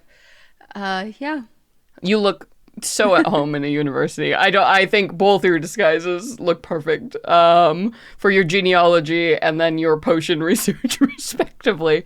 So let's do some quick montages of your week. Because I imagine, I mean, Aoife and Morana, it's, big libraries, grand libraries, and then dusty rooms and archives and stuff. And then Toni, it's probably, I imagine there is like an intro to herbalism class happening, like even if you're not enrolled, probably every fucking weekend at this school. So, or there are like sit in on a class and as deep as you want to go. So with that, like, let's get some snippets. What's the weekend like? Oh man, so many dusty tomes and so many elderly men looking down their glasses that are perched precariously at the end of their nose at you, being like, "I'm sorry, you want to look at what?" And we're like, That's on the high shelf. What do you mean? Yeah, absolutely. and just like stacks of books, mountains of loose parchment, just like ink smeared everywhere, trying to fastidiously take notes, long nights in the library, just so many snacks. But nowhere near the books. Oh my god, no. The librarians You have make to a leave. very big point Eating about your it. sad snack outside, like the doors, you're like, oh, really? Bumming smokes Yep. from friends who are standing outside. Yeah. Yes, Brittany, you had a hand. Your montages, images we see. Sorry, you were describing something that I was like, oh, and then Just the evocative snippets in a montage. yeah, sorry, I'm sorry. good. I will wait my turn. Oh, no, I mean, that go, was, that's yeah, it. so, yeah, Nassim, for Brittany, it. jump in, either of you, with, like, things to add. Well, I mean, I'm gonna say because I was like, Aoife was like, stick with me, kid. And I'm like, heard. So my montage coincides with Aoife's. And I mean, Aoife's having the moment. And I'm like, in the background, just like, arms crossed. And Carrying like, yeah. books. And then maybe you recognize my face. Yeah. Signing up for a And, library card, waiting for someone to recognize you. Literally no one does. Don't. Aoife's like, we're looking for information on the Rothwell, and I just like lean forward, like comically. I don't and there's know, some like goggle-eyed person who's like, okay, whatever, and has no recognition. Comically, there's probably like a grave Yeah, like an etching whenever you on the take, back like, wall or something, and like, of my face, and I'm just like, no. All right, well. Yeah. Anyway, I'm just picturing stills of like Aoife having a glorious time and like all her confidence glowing, talking to every single person, and then Morana's just like a little step back behind her, like awkwardly mimicking everything she's doing.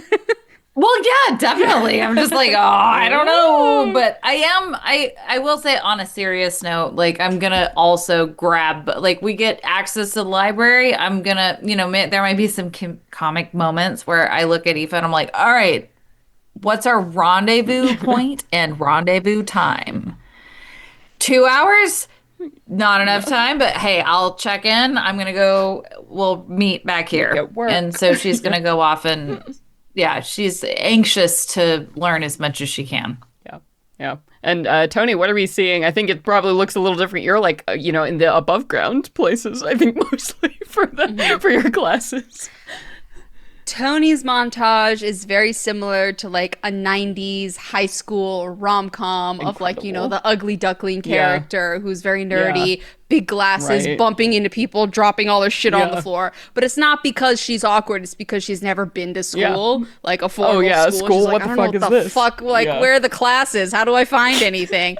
So she's just kind of like wandering around trying to find like a map of the place, and like bumps into someone and you think it's going to be a meet cute, but it's actually really weird. You're just like another weird person. It's just like where's the potion master? Where do I go? When does class start? Do you know if they'll let walk-ins in? Toni's such a nerd, little baby nerd. And she stumbles her way into the class. Is like, I'm just here to observe, and sits down and starts to take notes. Incredible. I love that this is so different from normal Toni, who's just like fucking cool ass confidence. You're just like, what are they doing here?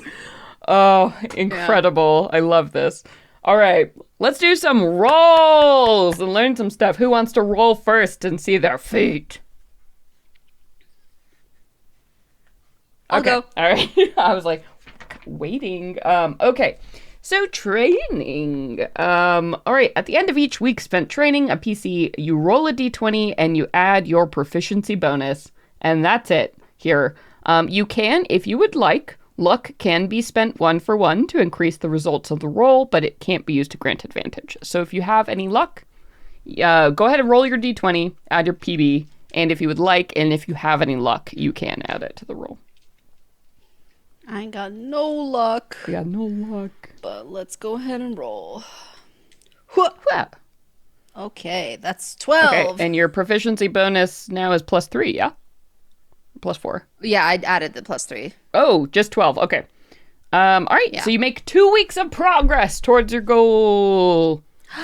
Yay. All right. So if we are saying, you should write this somewhere on your sheet because this is important.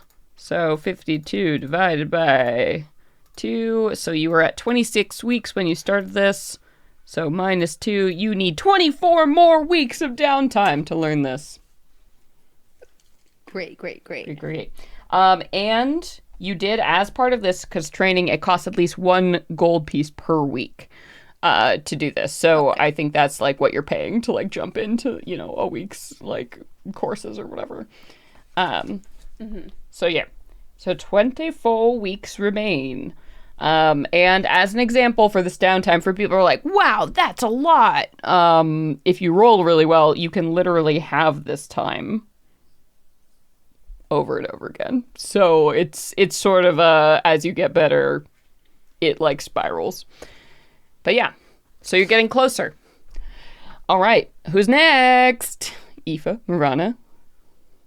I'll go. Okay, so with that, so you're researching. Choose which intelligence-based check you would like to do as part of your research. I think starting with the Book of Blackfire, it'll be history that she's doing. So for the book, so specifically for you for researching, I have the Rothwells as listed or the Curator. Which one were you wanting to pursue? So I think the Curator. Yeah, I think because Britt is doing the Rothwells. So okay, so the Curator. All right. So, yes. So with that, you go ahead and you roll. Yep, it's just like rolling a check, like an intelligence, arcana, history, nature, or religion. Would maybe arcana be more appropriate, or history? I think you could probably do either if you have a preference. If I was to pick, probably arcana. But I will accept either. That is... So we'll do arcana. Mm-hmm. God, your girl does actually not have proficiency in arcana. But that I rolled a 19 on the die, so that is a 19. Well, that's still very good. So you learned 2 clues. 2 clues. All right. So, about the Curator. Okay. Descriptions of the Curator's lair always place it near the River Styx, a mystical river that flows through several planes, including the Hells and the mortal realm. If the Curator is operating in the Empire, its lair must be close to a point where the River Styx intersects with the mortal realm. There's 1 clue you learn. The second clue. Creatures who attempt to visit the Crystalline Museum without an invitation are confounded by labyrinthian nightmare marshes and dense fog filled with hungering souls of the dead. However, creatures that do have an invitation, once they arrive on site, have a very easy time finding it. So the 2 clues you learn about the Curator. And, yeah, you're climbing through some of the dark and dirty stuff to get to know, and, like, that's what you, like, the archdevils of hell, right? That's the kind of research you're in, so you find the deepest and darkest kind of corners, as you were getting there. But of course, it's school for wizards, so they know. All right. And then Morana, we come to you. So you are spending your time researching the Rothwells or the Cult of Hades. Which one? Well, I want to do both, but we're just talking about which ones Yeah, so first. for this week, you can only pick one. Cool. I think, or I honestly, fuck, Jesus Christ. Okay, role play. I feel like I'm confident about Hades. I definitely want to research that, but the more pressing matter would be the Rothwells. Okay. All right, so then go ahead and you can give me an intelligence check using, I assume you're proficient in religion? Oh, definitely. Not only that, Or you well, could do history. History or religion or arcana would be good. I think I'm proficient in all of those. Cool. Then let's go with history. Intelligence history would probably be the most relevant. Well, I wanted to ask you about the my anointed. That's probably more related to Hades studies. It depends. Do you have a I'm feature that gives thinking. you benefits on stuff? Read it to me and we'll decide. Well, when you make a check or recall or interpret information about celestials, fiends, or creatures with the outsider tag, you can make skill check with advantage. I think that seems like it might pertain to studying Hades more than the Rothwells. I'm going to give it to you on the Rothwells. And you'll probably learn why if you have roll with advantage. So go for All it. right. Take it. Would that be so any intelligence check, Yeah, right? yeah. So like intelligence, history, roll with advantage. I think history would hold on. I'm sorry, the alchemy thing, I'm like Yeah. trying to If figure you're out proficient in how. all of them, it should be the same advantage. Well, I don't remember. I'm pretty sure I am proficient in history. I can't tell because it seems yeah, okay, that's a +5. Mm-hmm. So Sounds right. yeah, all right. Yeah. Thanks. Okay. The first roll is a 10 + 5, 15. And the second roll is a dirty 20. Ooh, okay. I'll take it. Yeah. Dirty So with 20. the dirty 20, you can learn 2 clues. Oh, hold on. Let me get my paper. And luckily, I did type these out, so I will send these to you after in the Slack as well. Because sometimes when your GM has prep, she types to save the world. Okay. Which 2 to tell you?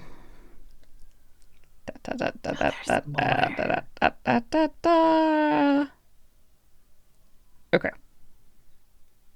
All right. The Rothwells were major players in empire politics about 800 years ago, at the tail end of the Age of Expansion, before the Age of Allies and the war with the elves began in earnest, which was about several Sarenas ago, around the year 863. The family line declined dramatically over the next decades, over the next centuries, and the last survivors of the line died out completely within the last 100 years or so of modern day. That's one. The Rothwells earned favor with the Tavir family by delving into dark lore and magic, which they successfully weaponized against the Fae, which were raiding the Empire without end. Their dark power did much to preserve the lives of soldiers and settlers under the Tavir banner. The Rothwells' power and influence only declined a couple centuries later, when the Corellan order was established, and all of a sudden, the family's dark services became feared instead of necessary. It was around this time that the Tavirs began to sever ties with their former allies. Roleplay wise, can I share a question that learning this? Oh, yeah. Morana has a couple questions with learning this. What made the Rothwells powerful to begin with? Did they have land? Like, what was their influence? You know what I mean? Like, she's gonna want to get a better understanding of that. And then why the hell was the family dying out? Were they plagued with an infertility issue? Did they just stop having kids? Like, were people killing them off? Why did their lineage start to diminish? And then they had to resort to going to the Tavirs for help, which kind of gives her a clue about like this is a complex thing, and I have questions that I want to fucking figure out. Yeah. Because it doesn't make sense. I'm like, what? You just like went and did this? Like, why? Yeah. Also, what made your family powerful to begin with? It must have been insubstantial or not reliable if you lost that and had to resort to going to the Tavirs. So what made your family powerful to begin with? I think I will save you one point. I think because something instrumental about the history of the Eldrin Empire and the people, and I think this is something that would be known to you. And so the origin story of the Eldrin is that there were two beings, the mother and the father, that like are now kind of the gods. And when they made the Eldrin, they made 4 daughters. And their daughters went on to build the empire. And one of the daughters was the Tavirs. So it's Tavir, Olyana, Mindaris, and the other one.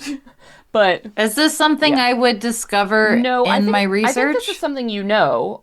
This is kind of like founding. Why would I know that? Because you're not sure, but it's foundational to the knowledge of the Eldrin. Like it's something even you knew before.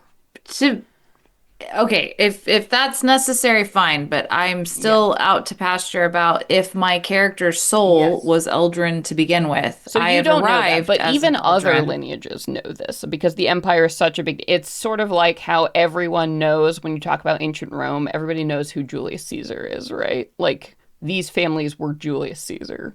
You know, like we don't need to know a lot about him, but we know a lot of plays have been written about him and a lot of movies have been. You know, like.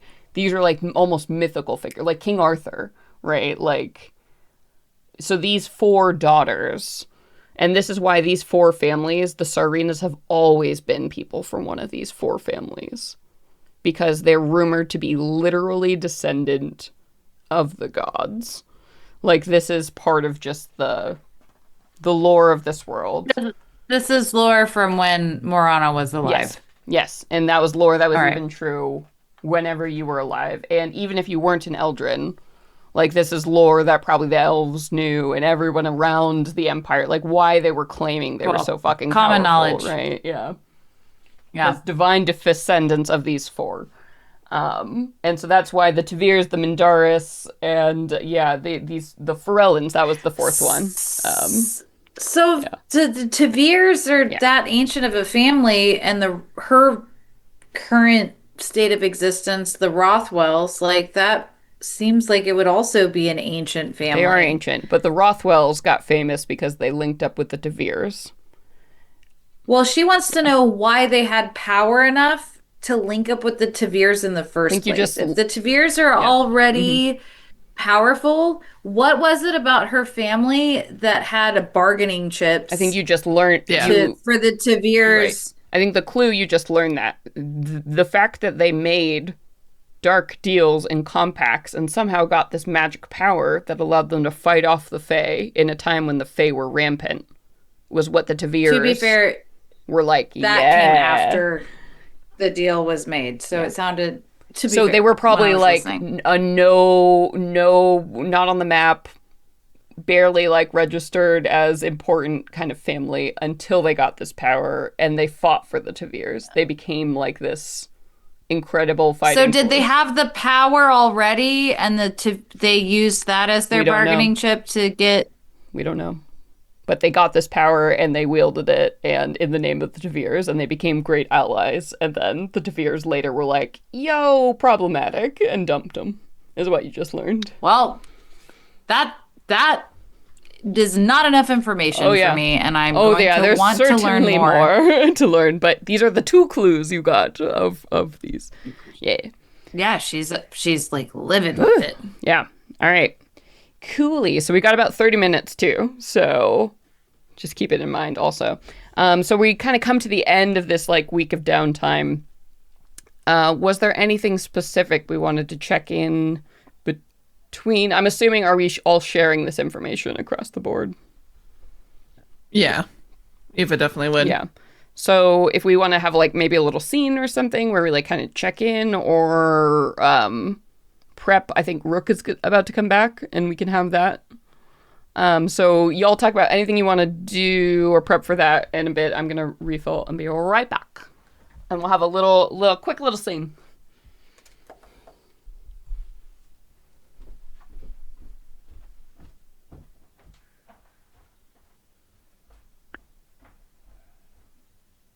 Wait, what happened with Toni for the montage?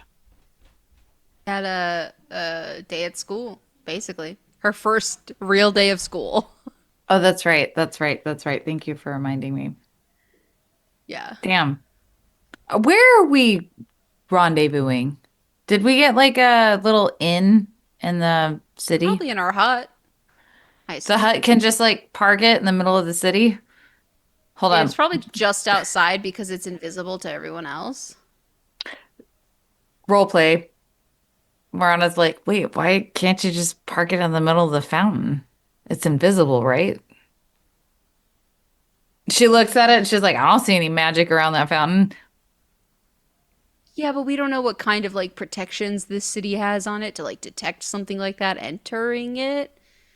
This is where I wish Celeste was here because I'm also like, can detect magic tell me that? Because I kind of, Morana's got like an itchy butthole about like, fuck authority, let's go. So it won't be detected by like detect magic, but like for example, when we had a conversation with Bartleby, he was like, I know you've got your little hut parked outside of the city. So clearly some beings have the ability to sense that it's there. Yeah. Yeah, but I feel like the beings that could sense that probably would not be bothered by it. Also, how weird would it be if we like just walked into the middle of a fountain and then just disappeared? Honestly, if I may, the like real talk, like in IRL, people don't fucking pay attention to shit. So nobody would probably notice. Maybe like the one random individual that was like maybe Yeah, needed but to still- scrub their eyes. No reason to draw unwanted Yeah. attention. That's Fair a weird enough. risk to Morana's take. just having a fantasy because it's a chicken-legged hut that is invisible. Yeah. She's like, yeah, why don't we just whatever? Let's just stomp through town in this invisible thing. I want to give you guys, so this is something that hangs literally behind my desk every day and I look at. It always makes me think of this. It was cut from like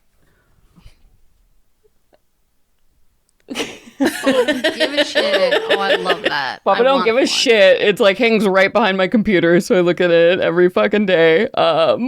That's excellent. you know, the It said, "Bok bok." yeah, it's from a really badass like femme-owned company. They're called We Crow and Hens, and they just make a bunch of witch shit. And I love them. I ordered this crop top, and I'm like, girl, I can't rock this crop top, but I'm gonna cut it out and look at it every day. So I'm gonna be honest. I had a moment with crop tops, and now I'm like, my tits hang too low. yeah, I can't. I don't want to be worried about that. Y'all, I will be 38 in exactly 1 month, and gravity has arrived. But yeah, we ready for a little checky-in scene? Yeah, Morana just, I think, enthusiastically shows up. We found our rendezvous point, and outside of the city in the Baba Yaga hut, and she's gonna say, "Oh my God, y'all go first." How was class? I loved school. Yeah. Oh. Really? Why? I mean, that was cool. Getting to just spend so much time dedicated to the thing you want to learn about. think that's pretty cool. I mean, I didn't really go to a real school, so it was the first time for me. And my homeschooling was really just, learning practical life skills. So Look, I my loved that, facial. but this is a whole new territory. I'm sorry. My facial expression wasn't meant as like a casting of judgment. It's more of like, I mean, honestly, same, but like, oh, it was stressful for me. I want to talk to you about it later. I'm mean, glad it that was you one had a day. serene moment. It was one day, so I can't. Oh, a week. I can't speak. It was a to- week. Oh, it was. It was No, 1 week. same. Excuse me. But yeah, I love Well, herbalism. I've always. what been did you interested. learn? We learned how to combine chemicals and get. I don't really know. I gotta review my notes. It's kind of a whirlwind. You're still That makes sense, but like that sounds cool. Hell yeah. Distilling essences of plants. Yeah, I want it whenever you knowing the can. right temperature to boil something before it becomes burnt and cooked and it's unusable anymore. Like, especially Yeah. the limits. Are you guys of, sort of sitting in the lounge, like kitchen, living room Yes. area?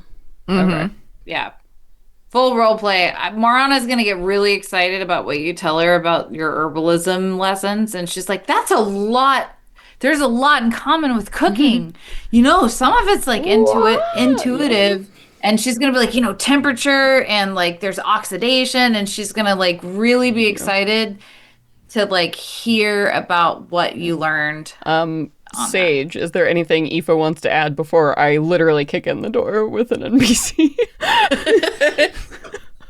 No, she would just, share what she found, that then be like, all right, it's going to be time for a trip to the river Styx. Get your bathing suits ready. Hold on. And then she would ask Morana Morana. about, like, does this sound familiar with your god? Yeah. Sure do. Yes. Yes, I woke up upon that goddamn river. Wait, okay. And then Morana's going to share what she was like, hold on here, real quick. Here's what I learned. Blah, blah, blah, blah. Yeah. Well, she already shared the vision, didn't she? Like, Yeah, waking up on the river Styx and stuff was, Yeah.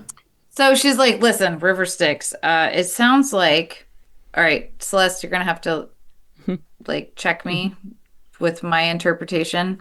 Sounds like Karen is not involved in this. Who is the curator? Because that does not sound like Karen. I met Karen. Karen is Karen is like a very servant of Hades. specific, right? has a Yeah. job, Barrier of sticks to that job, souls. reliable. What Aoife learned This- about the curator is this creature seems like an accident of all kinds of things, and also it would be very weird to you that some kind of mortal creature fell into the river and somehow emerged as like a devil. That whole origin story is like, what? Yeah. She's like, hold the fucking phone. Also, she kind of low-key was like, does Hades know about this? This might be something I need to try to contact my god about. Which she shares openly. She's very transparent. She's got nothing to hide. She's gonna be like, I think I might need to call Hades. Yeah. Fun fact. This is for the bothersome. folks at home. When you look at Charon or whatever, how you pronounce it, it is pronounced Charon Yeah, in Charon. Greek. So it's basically Karen. Karen. Charon. It sounds very similar. So I did it right. But yeah. Yeah, Charon. Yeah. So this would be a very interesting. I think raise a little exclamation point. Oh, you're in search of a devil that somehow has a connection to the River Styx, which is a river that has so much to do with Or death and the tainted it. underworld. And whoa, it might feed a little bit more into your purpose here. It's almost The river what? should not be tainted. It's Also- a river that spans plains. I don't think it can be tainted. It can. That Well, you know, this it certainly the can. stories of falling into the river Styx are not good. That's one of the reasons. No, you get eaten. Or you lose your memories. It's the most like common thing. It's like souls that don't get ferried drown in this river, right? And kind of lose themselves. So it's really interesting. Eaten by the sands of time. Yeah, that a creature subsumed it, that fell into it, became this other thing. I would like to also clarify in sharing the Rothwell's clues. She's going to share the same concerns that Brittany shared. What the fuck were the Rothwells famous for? Yeah. Sorry. Yeah, and I think hearing that too, probably Aoife would flag some stuff about the Book of Blackfire. Yeah, for sure. Like, aligning with a Tail? devil sure would give you a good old weapon there. Was that different than aligning with the Tavirs? Were the Tavirs devils? No, the Tavirs are like a noble Eldrin family that's functioning right now. So the Rothwells aligned with two entities, the Tavirs and devils. So the Rothwells probably aligned with devils, which were like the dark magic outside of their thing in order to make mortal contacts, which are the Tavirs. And the Tavirs, as a reminder, is the family name of the woman who is now running the empire, Melwyn Tavir, who deposed the Tsarina. So her family and the Rothwells clearly have some kind of fucking nebulous history. Looks like I have to dig up some goddamn blackmail on the Tavirs. That's my family's fucking role. I showed up as a... Okay. We're going to dig up We're getting some dirt political on the fucking Tavirs. drama is happening here. This is some Got crown shit that's going on. Got it. Yeah. I still want to know more about the Rothwells, though, because I'm like, how the fuck did you get powerful enough, and what fell you from grace? Mm-hmm. And why the fuck would you be desperate enough to make a pact with the devil? And I turn around and I look at Aoife. Aoife. And I'm just like, it doesn't seem like a good idea. Of course. Power is never. But if you're not having kids and like you don't give a shit about your soul, have at it. And it's around this time when the door literally gets kicked open by someone. And it's probably pretty shocking, Morana, as a 6 foot now, usually a little taller than that, individual with dark skin and like long, wiry, just like free flowing hair that's now streaked with silver. You see this woman, this tall, impressive looking woman who's probably, in her late 60s, but still very agile and capable. You can just tell.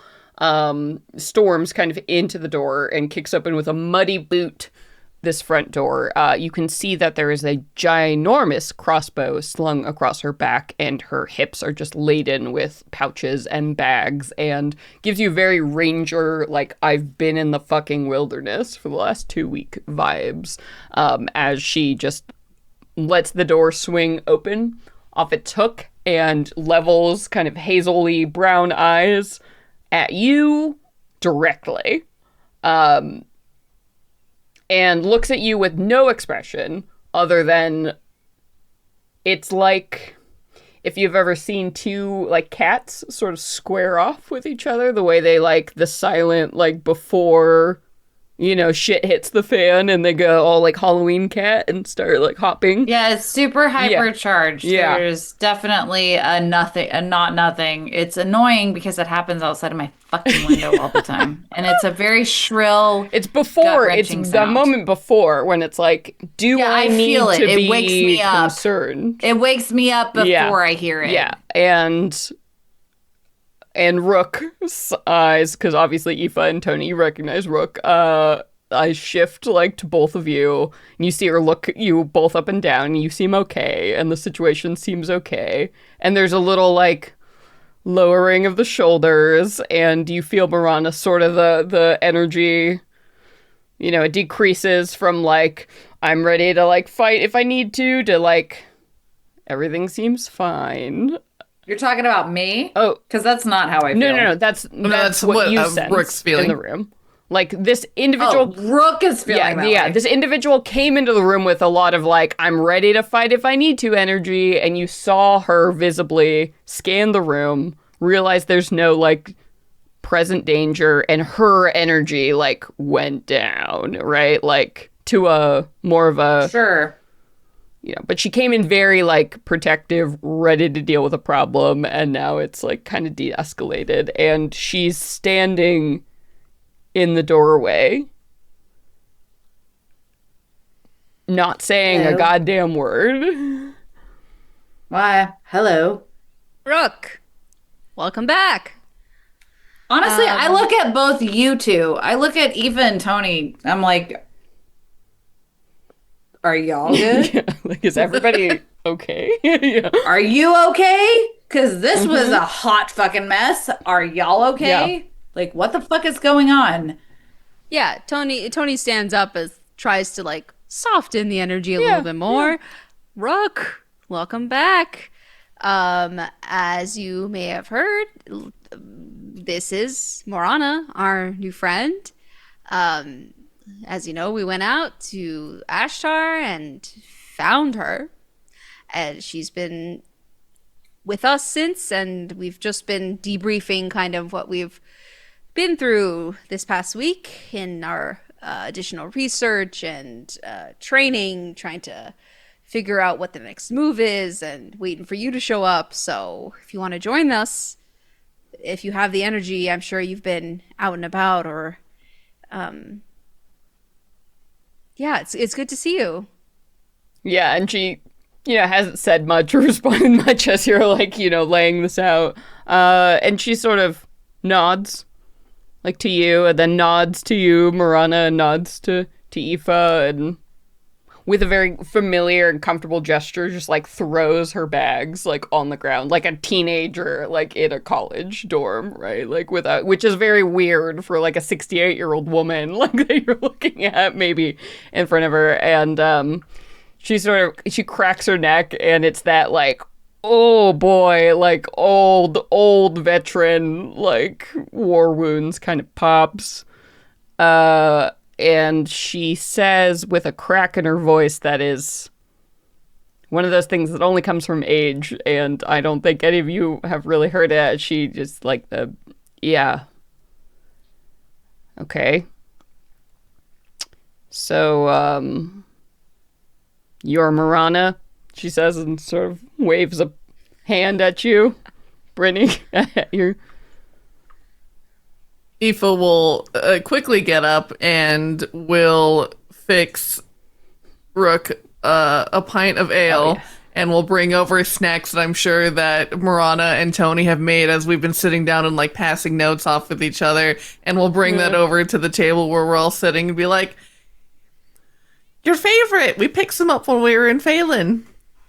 Thanks. And just, like, nibbles, like, a hand, and is still looking at you, like, Morana. She's, like, sort of, like, nibbling on some chips, like, waiting for a response. It's a lot of, like, weird gestures. No, I'm aware. Morana has, look, basically what Morana comes to terms with is that she is going to bite her fucking tongue. The arrival and the way that this individual has arrived, and then watching how Toni and Aoife are responding to this individual, Aoife actually now is triggered into feeling fucking protective. She's like, this person is problematic. This person is causing a level of weird behavior from the two that I have been gifted hospitality from, and the way that this individual arrived. She's also thinking, like, if I arrived this way, it'd be quite different. So I don't know what kind of relationship y'all have. These are all her internal processing thoughts. So she is going to be very non-reactive, measuredly calm.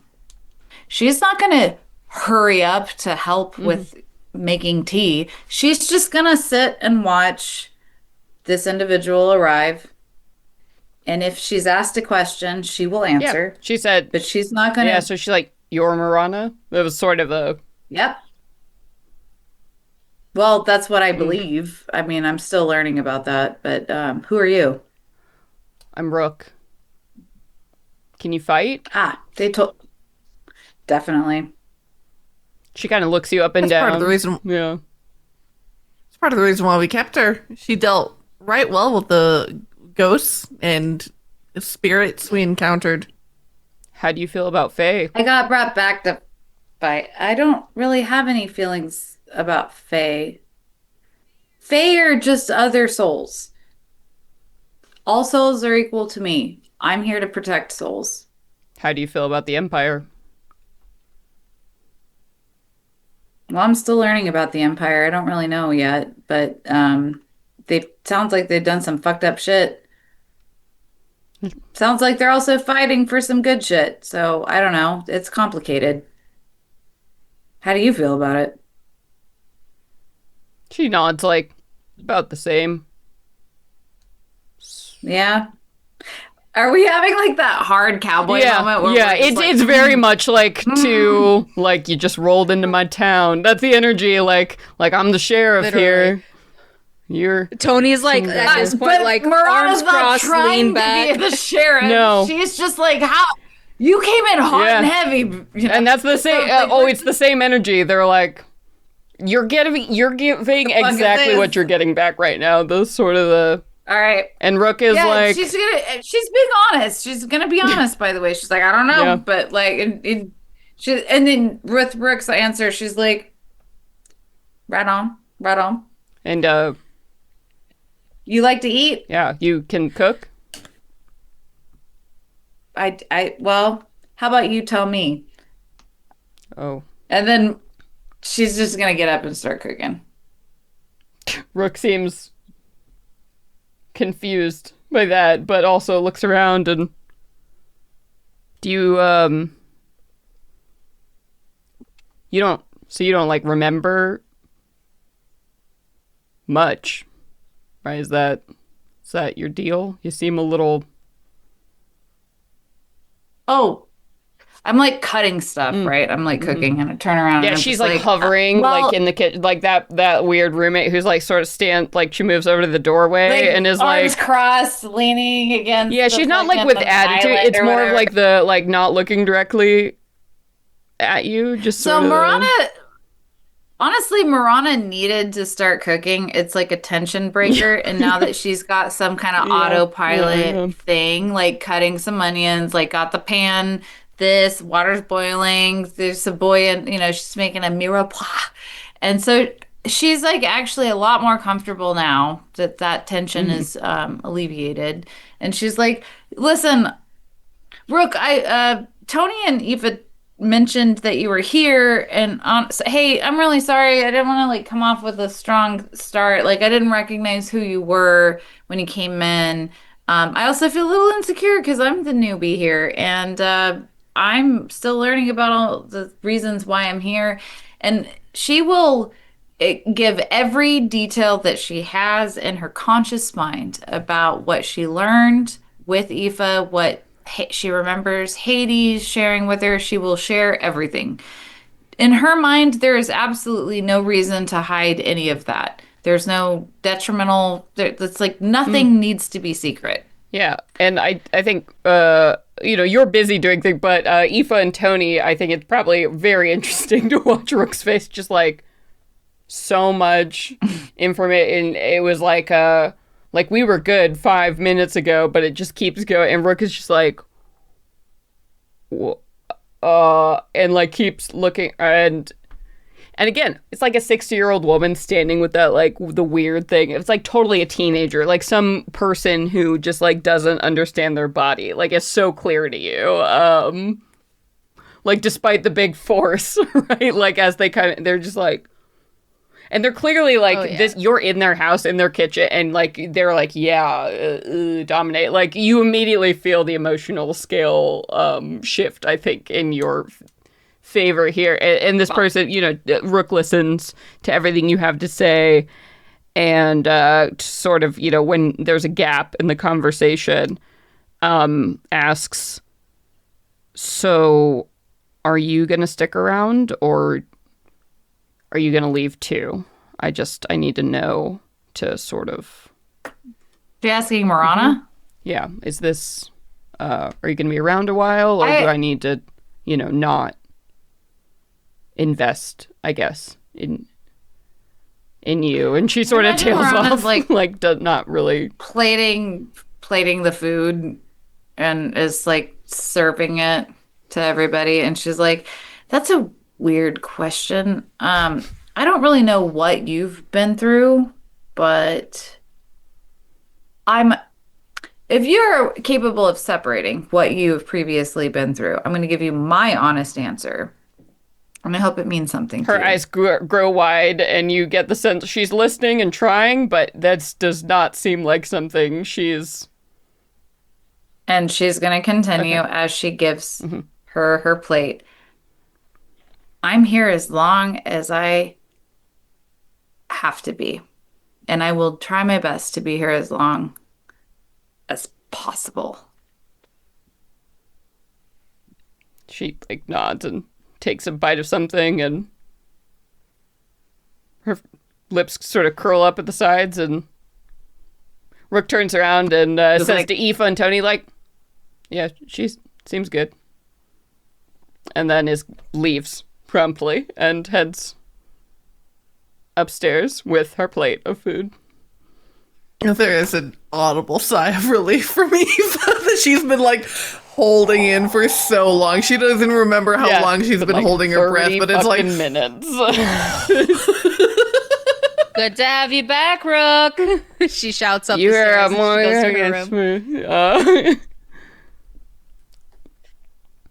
Yeah, I feel like that whole time Toni was having a Stanley Tucci moment, just leaning against the kitchen counter, not being the focus, just really observing everything that's happening between these two. I fucking love Stanley Tucci. Yeah. I fucking love it. Yeah, Aoife and Toni are just exchanging looks of oh, where's this gonna go? Oh, so bad. But then it went Go so many ways. Is Rook okay? No. No. Listen, I don't want to get too woo woo, but that is massive pain body, eons of hurt that I don't know how to describe it, but yeah, I don't want to tell her story for you. She'll open up to you if she feels like it, but I don't know. You're if not I want far that, off, honestly. Well, I mean, I'm here for it because I have empathy for the individual, I'm equally dazed and confused, but they don't seem that dazed and confused. It seems like they've been on the mission that I'm on a lot longer. And I don't know what to do with that other than don't fuck with me. No, you're not going to make your sadness my sadness. But I do have empathy for you. So one thing I will say is that she doesn't always look like that. She ages a year every day. Looks don't have anything to do with that. I wasn't talking about looks. I'm talking about the fucking energy that showed up. Oh, that's part of it. It's part of the the uncomfortable anger. Yeah, it's not so much the looks, it's the experience of living basically a year within a day and then having to go through that cycle. Sounds over and fucking over horrible. Again. Exactly. How many days has Rook dealt with this? I couldn't tell you, but a few cycles. A few. They've been through this many times. Well, I would like to challenge Rook. If that's your reality, how long are you going to exist as a sourpuss about it? Yeah. Does it suck? Yes. I think Rook has said before, because when y'all met her, she'd only been through it a few times. So she's lived as a human less than 1 year. and died and had to be reborn at least, I don't know, 2 to 3, 4 times before she met y'all. So this is less than 10 times probably in her whole life as a human, as a mortal. Catch me up later on like the actual semantics of it, but Yeah. But like Eva said, if you want to know more about it, that's your journey with Rook. It took us a long time to get to where we are with her, and who knows, maybe some point in the future she's willing to try a new route, which we've recently came into possession of, a possible salve to the situation. We don't really know. it's not your responsibility to put a salve on that situation. I will give Rook what Rook gives me to work with. And if Rook wants to open up, I am absolutely open to it. But Rook will have to give me consent. It's not my place to try and dig into that. I wasn't telling you to do that. I was just saying literally that. I was saying it's up to you if you want to learn more about her. No, it's up to Rook if Rook wants me to know more about her, is what I'm saying. Sure. Toni doesn't really know what you want from this interaction. So just like, no, sorry. Morana senses that and is like, no, Toni, sorry. Like that interaction made me feel uncomfortable, and I'm really sorry. I didn't mean to come off short with you. It's hard to navigate when people are hurting, and Yep. Why do you want here's how we can gamify this. Why don't you make an insight check, Morana, on what you just saw and get some true observations based on the experience you just had. all right. Hold on, I gotta pull up my character sheet. Yeah, you are wise, so I think insight will probably do you well. As a cleric, Oh, Jesus Christ. Yeah, no you kidding. naturally get things about people, and relying on rolls. It's a 13 plus 8. Oh yeah, okay. So 21. 13 plus So 8. you read that interaction like a book. So here is what Morana is like, all right, here's what I've taken away. This person, one, is not a great social, not well-developed social skills. They're learning and they're trying to do better, but they're not good at this. They're very new to talking to people and shit. 2, yeah, it's walls like for fucking days. Strength is king, and that is what you just received. The big energy, it was like kind of like talking with a feral animal that has recently been domesticated. Simple. Yeah. Yeah. 3, what you know is that question, that big question, are you going to stick around a while or not? That speaks to the most recent vulnerability and trauma of this person. They were somebody who Abandonment recently issues. got close to someone and someone left them. And they don't want you Abandonment to be issues. that. Yeah, that makes It was sense. actually a very hopeful question, caged in a lot of weird standoffish. Well, yeah. Overall- I mean, I responded as naturally as I could Yeah. because that, out of the blue, it's like, yes. So your general read, as somebody who reads people very well with an insight check, is this person is desperately trying and not succeeding, and they're aware of that, and that sucks, but they're learning, and that's sort of where they're at. It's like a teenager. You're dealing with basically a teenager. I'm going to stick by what I previously said. It is not my place to pry and that's or just to invade. information. If Rook wants to share this with me, I am absolutely down. Rook obviously has, and I'm saying this to Toni and if Aoife's listening, Rook obviously has some stuff to share.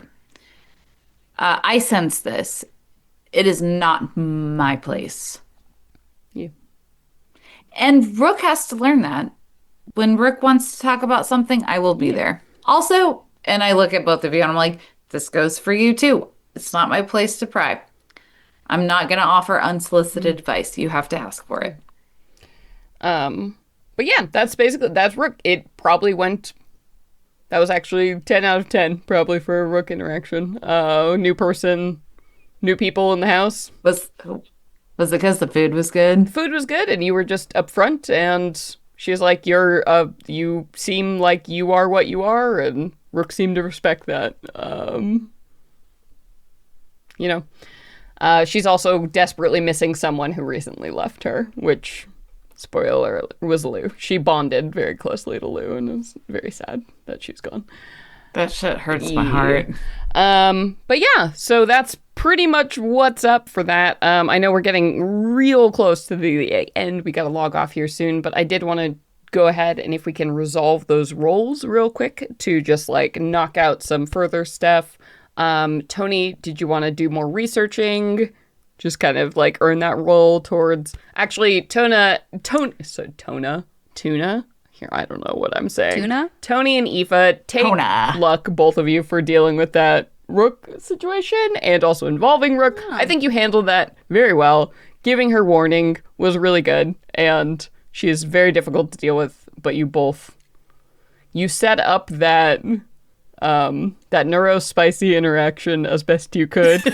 You did everything you could and prepared for it, and I'm proud of you. I appreciate that. So both of you take luck. Yeah. We'll take some light credit for that going so smoothly because we've also spent time with Rook and You get it. boy, she's made progress. She has made progress. This would have been maybe a murder when you started this campaign. Weapons would have been out at Yeah. least. At the very least, weapons would be out. There were no weapons pulled in this process. Not a one. Yeah. This was great. This is basically silk pillows. This was basically a pillow fight. All right. So with I like to think it was my essence. also she did appreciate Morana had a very like, here's what I am, here's what I'm doing. Maybe it's the amnesia, maybe it's she was born this way. I don't know. I think it's also a no bullshit. Yeah. Like, yo, fucking chill. Respect like, hey, respect nobody's it. here for this. No bullshit. I know bullshit. Respect it. We respect it. It's I good. respect it. I respect We'll it. recognize too. Recognize Will. it. So Toni Sorry, doing the I'm gonna training. steal that. Aoife, Yes. you wanted to hit carousing, she will- yeah? Yeah, we're gonna be carousing. Cool. Okay, let's do you last because it's going to feed into next episode, which is going to be a cool 1-on-1 episode with Aoife. But, whatevies. And then Morana, did we want to keep on the research train? I know you had a bunch more questions. Or did you want to do something else? Oh, yeah. No.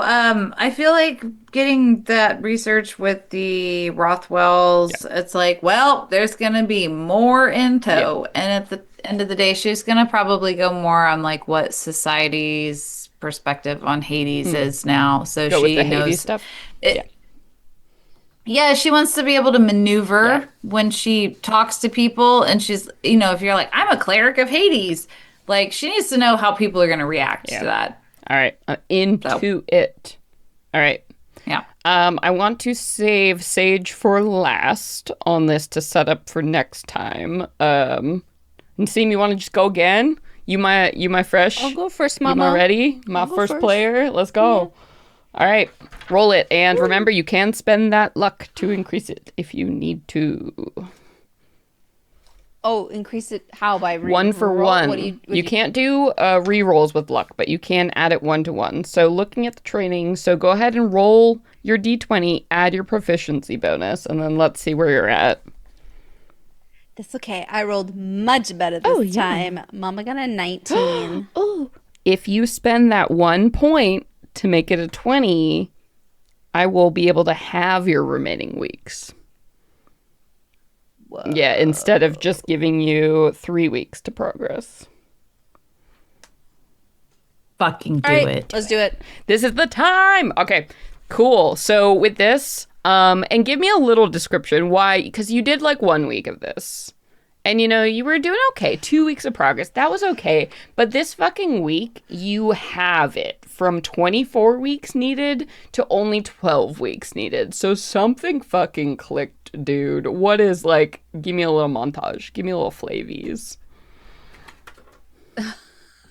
I don't know what you're what you're mouthing there, Brittany, but I'm My just gonna say my that, like, cooking.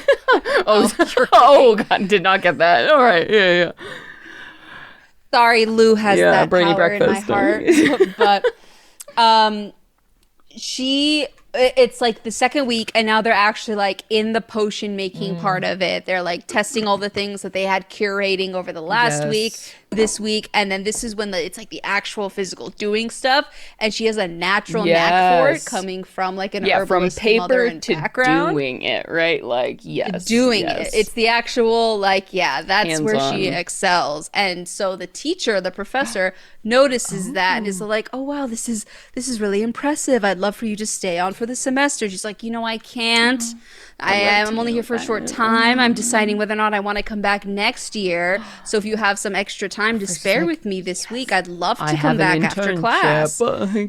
Yeah. So we're just having a few special sessions after class to like work on You're some helping with their things, research, and they're like, "Oh, I'm teaching you, but actually, Yes. you're so gifted." Yeah, Literally. They're working on some new recipes, and they're like, it'd be fun to like work on this with a student, and I'm just there to take extra notes. Oh my God, yes, you're excelling. We're watching, the rise of Toni in school, week 2. Holy shit, it's just incredible. I love this for you. And then Morana, let's go ahead and do that research roll as you're looking up sort of Hades and what you know in the world today, in the world of the god of the dead. Sorry, also real quick, Nassim, your description. I was just having a full-blown fucking hysterical, delightful fanfic moment with the description. I was like, okay. I love this. Ooh, we're here Sorry, for out of an context. educated, talented herbalist. No, that's my dumb, stupid Oh, no, brain. I'm Nassim was me just too. Giving a perfectly fine I'm just that student description. who's just like really naturally gifted. We're all like, I'm sorry. So smart. And the I'm never gonna professor just outgrow happens that. to be Are like we 20 years Yeah. old. Are we ever gonna outgrow No. this? Are we ever gonna outgrow No, this? literally, my husband in our knife making class the other day, he was just like, bam, bam, bam. The teacher's like, that's good, whatever. He's done first. I'm like, oh my God, he can make knives. I'm like, what? It was like a weird, like, oh wow. The first Being good one at stuff done. is It's attractive. good. It's It's great. All right. Brittany, you gotta research. Roll your research. Keep your mind in the Alright. books, lady face. I'm gonna need. I'm gonna need you to help me with my. My iPad's dead. Oh yeah. So you gotta an tell me what my intelligence check, fucking. and I believe it was +5 last time because you got your proficiency bonus. And what is your modifier to your intelligence? You're like a 16 or 15. Well, it depends on what we're researching because I do have skill It was check the same. Yeah, it was the proficiencies. same as last time. I think it's a +5. Oh, it's not dead. What are we doing? History? Yeah. It would be a +5. Yeah. Yeah. So go ahead, roll me that d20. Give me that +5. 12 + 5, 17. Ooh, that's very good. All right. So here's what you learn about the cult of Hades. Before, Is it a cult? well, I say cult in the sense of the Grecian term. Like, this is the All right. religion. Yeah. Right? Say less. Yeah. Understood. Got it. So, Mysteries. clue 1. Before the mass exodus of the gods 10 years ago, Hades enjoyed a small but dedicated following across the empire. His worship was brought to the continent around the year 750, so about 900 years ago, by settlers, mostly human, who came from distant lands across the Eastern Sea. That's clue 1 about the history. So Hades is recognized far and wide. Also, mostly a human god, which is kind of interesting, considering Eldrin. Bod. Second clue. Gods of death, like Hades, have always coexisted most easily alongside the dominant worship of the Eldrin mother and father, specifically because their temples offer funerary services, rites of protection, and passage for the dead, and help people of all faiths, cultures confront the mysteries of the afterlife. Yeah. Can I ask Yes. you this?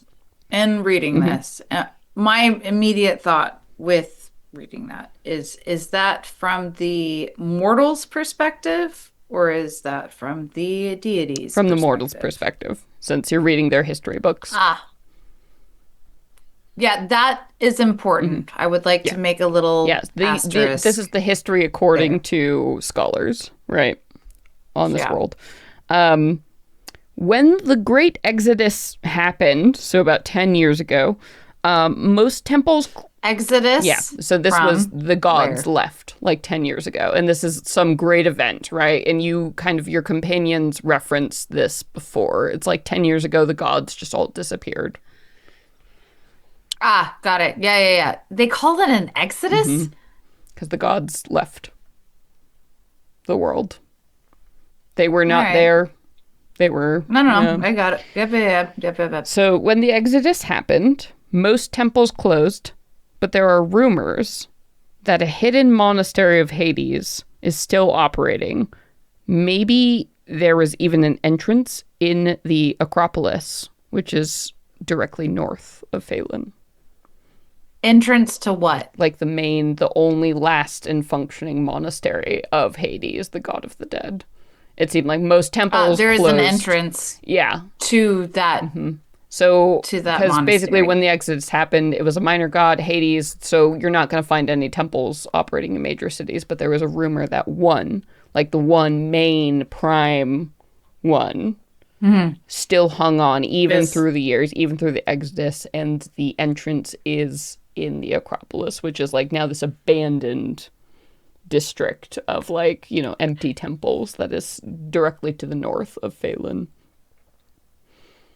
And would anybody living in Faelyn, if I said, I'm looking for the Acropolis, they would know what the fuck I'm talking about. And Toni and Aoife, in fact, have been there before. So this would mean something when you share it. Yeah. I'm like, blah, blah, blah, the Acropolis, blah, blah, blah, blah. And y'all are like...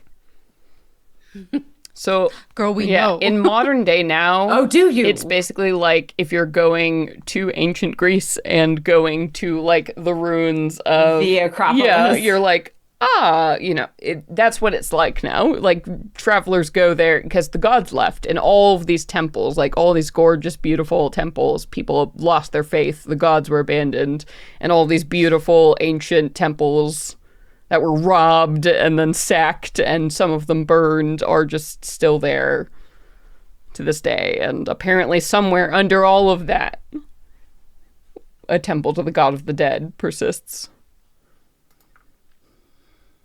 We gotta bring him a pomegranate. My lord. Oh, Lucy. All right. Let's do some carousing and wrap this bibbity boo up. So, carousing, and you mentioned still in Faelyn, so we're still kind of staying local, yeah? Yeah. Tell me a little bit. Because that's also, I was going to say, that's also where she's got her heroic destiny benefit, that people know me so that she can secure invitations to the primo parties and use her reputation that she's accrued in the city. So I'll say... here's what you can do with your reputation at this point with your heroic destiny. You could either waive the fees, because it is 250 gold to carouse with the rich, because fuck, you have to pay for shit. Or, if you had a specific contact or place you wanted to focus what is going on, you might have an opportunity to go somewhere a little more esoteric, a little more off the beaten path, somewhere perhaps that might lead you to an invite, let's say, with a particular curator. Yeah, she would absolutely do that. Well, because with the idea of the Crystalline Museum, she's like, we are trading favors in order to get there. Oh yes, because if you can get there, there's going to be a lot of answers for you. But getting there will be no easy feat. It's not just some average fucking, all the princes are invited. It's the rare thing. The thing to get on the path to the thing is what we're rolling for and hoping for right now.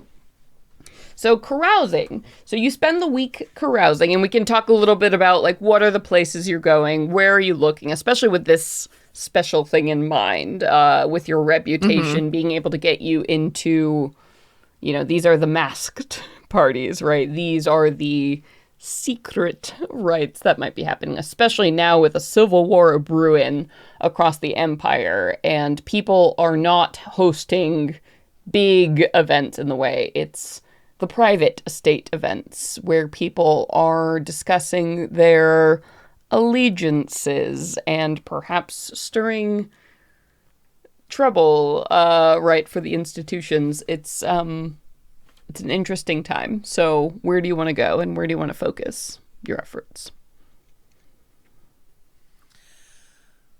I think one of the kind of covers that people would have for reasons to get together would be like art auctions. Yes. Art, I think, is a big thing in a time of rebellion. Yeah, for sure. Oh yeah, exactly. So it's, you know, understanding like who's buying and like the ability to be able to pass secret messages within art, like hidden in paintings or like within the art itself. And so I think that is the thing that she definitely gravitates towards. Yeah. Is like who is buying art, who are the big artists. Yeah. Where are the artists at? That's always a good time in a period of political turmoil. What the artists are doing is an exquisite thing to watch. So let's go ahead and roll that carousing check. So for this one, it's, that D20. Yes, charisma persuasion check, or similarly relevant, though I assume that is what you want to do. And let's see what you get.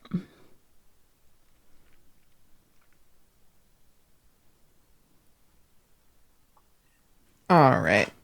Let me open my character sheet. That is a 23. Oh, shit. So that's the max. So you can make 3 new contacts or gain 3 favors with existing contacts. I don't believe you actually have any contacts in Faelyn specifically at this point. So you can do a mix and match. Basically, you have 3 things. You can spend getting contacts or getting favors with contacts. I think she would do 2 contacts and a favor from one of them. Cool. Yeah, and we sort of, thank you, by the way, awesome player moment, I love you, where you're like, here's some sample contacts. And I'm like, fucking my favorite. Sorry, Nassim and Brittany, sending me things ahead of time makes you my favorite. So, of the 4 that you sent me, I think you sent me an idea for Unity, the non-binary tiefling who owns a Faelyn artist collective. I think that would probably be up there. Or Alara Bellhouse, female Eldrin, socialite and renowned patron of the arts. Or Horace Briggs, male gnome, conductor of the Faelyn Symphony. Those are probably the 3 that are most relevant. I think Horace probably reads to you as iffy, because symphony and like nationality have always gone hand in hand, so they might be more aligned or prescribed to, depending on their German sentiments or not, be sort of in the pocket of whoever is ruling Faelyn. It depends on who's commissioning it. Yes, and the symphony is very much commissioned by the leadership at the time, which Melwyn Tavir, coming from being basically like the Duchess of the place and now taking over sort of Sarina Symphony. Yeah, she definitely keeps that in mind as like that's someone to get information from the other side from, like in an undercover it's a different situation. Game, though. You have to play with Horace. Yeah, you think? Yeah. Yeah. So I think definitely Unity and Alara. Nice. All right. So I think Unity. So our tiefling, obviously, might have some more diabolist contacts, perhaps. But Alara, also as a renowned patron of the arts, could also easily, she has the money to throw around to fund potentially big rituals or other sort of learning. So what is your choice? If you're trying to press on one of these people, you're getting a favor. Try and figure things out. I think she would go for the noble.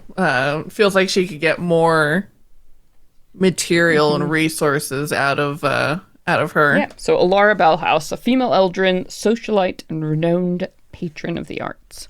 So I think, unless you disagree, you spend your week visiting like these new, you start with the opening sort of art shows, the gallery openings, the places to be, right? You're watching the whisper list, like who are the up and comers, right? Where are people spending their money at these auctions and going and supporting?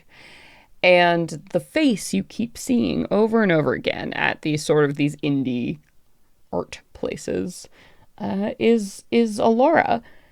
And tell me a little bit about that. What is that moment like where you make that connection? Right, where you really forge that contact with her.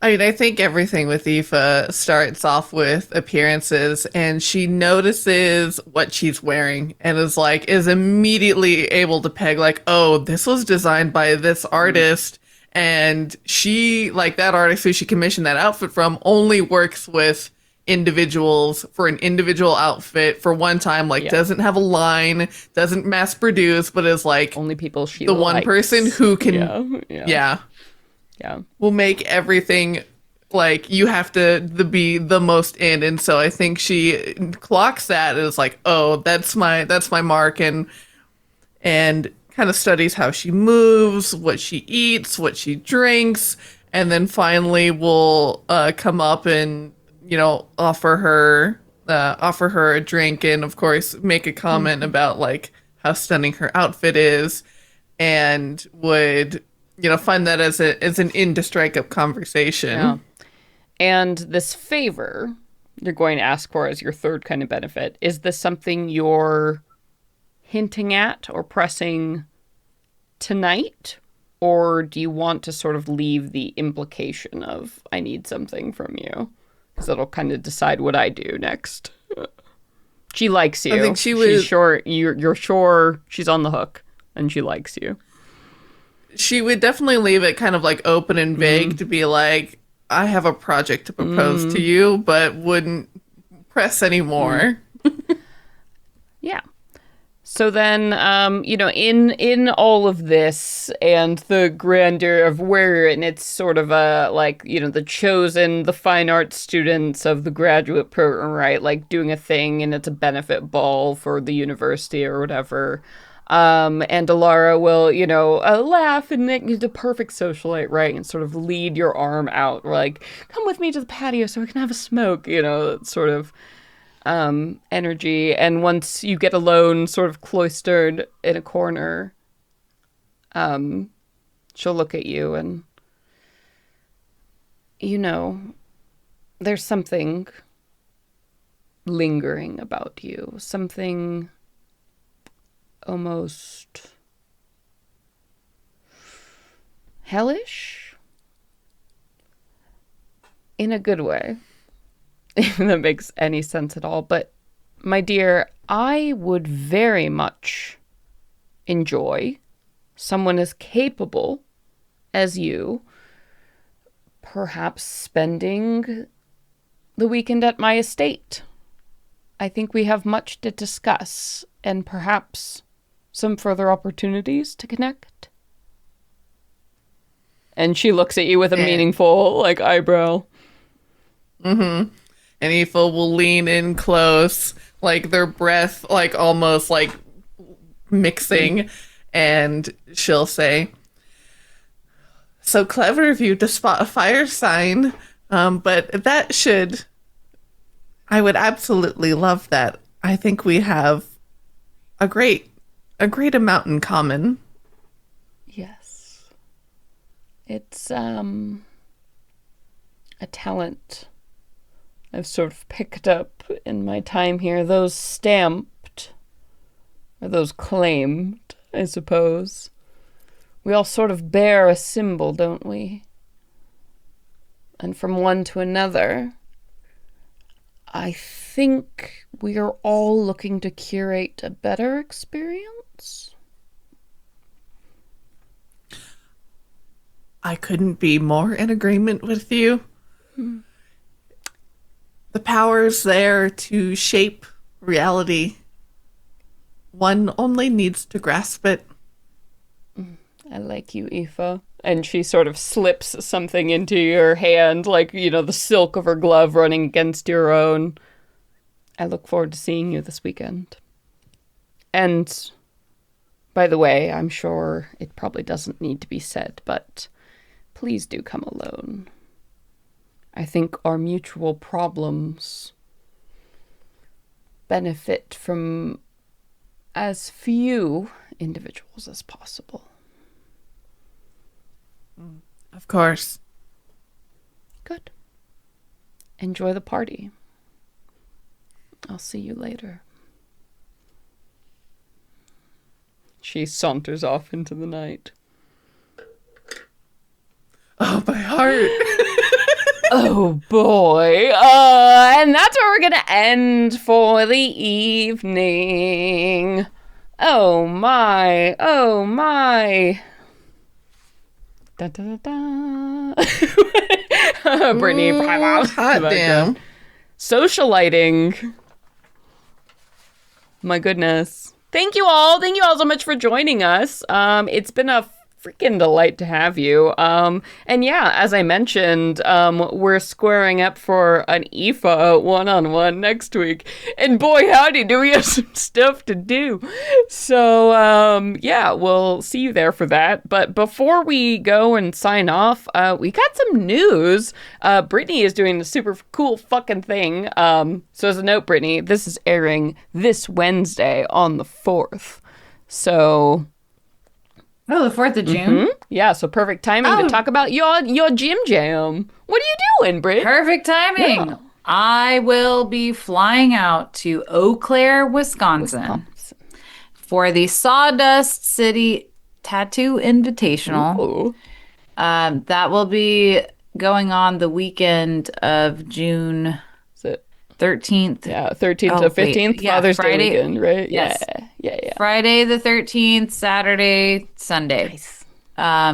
It's all on Instagram. I'm sure if you Google it, but I wish I had more specific details. You can also, if you follow me on Instagram right now, look in the stream. Yeah, I can send you the links. You can follow me on Instagram. There is a little bit of a post with the, look for the Falcon. And I have, if you're watching on YouTube, I made this. So beautiful. I handmade my banner.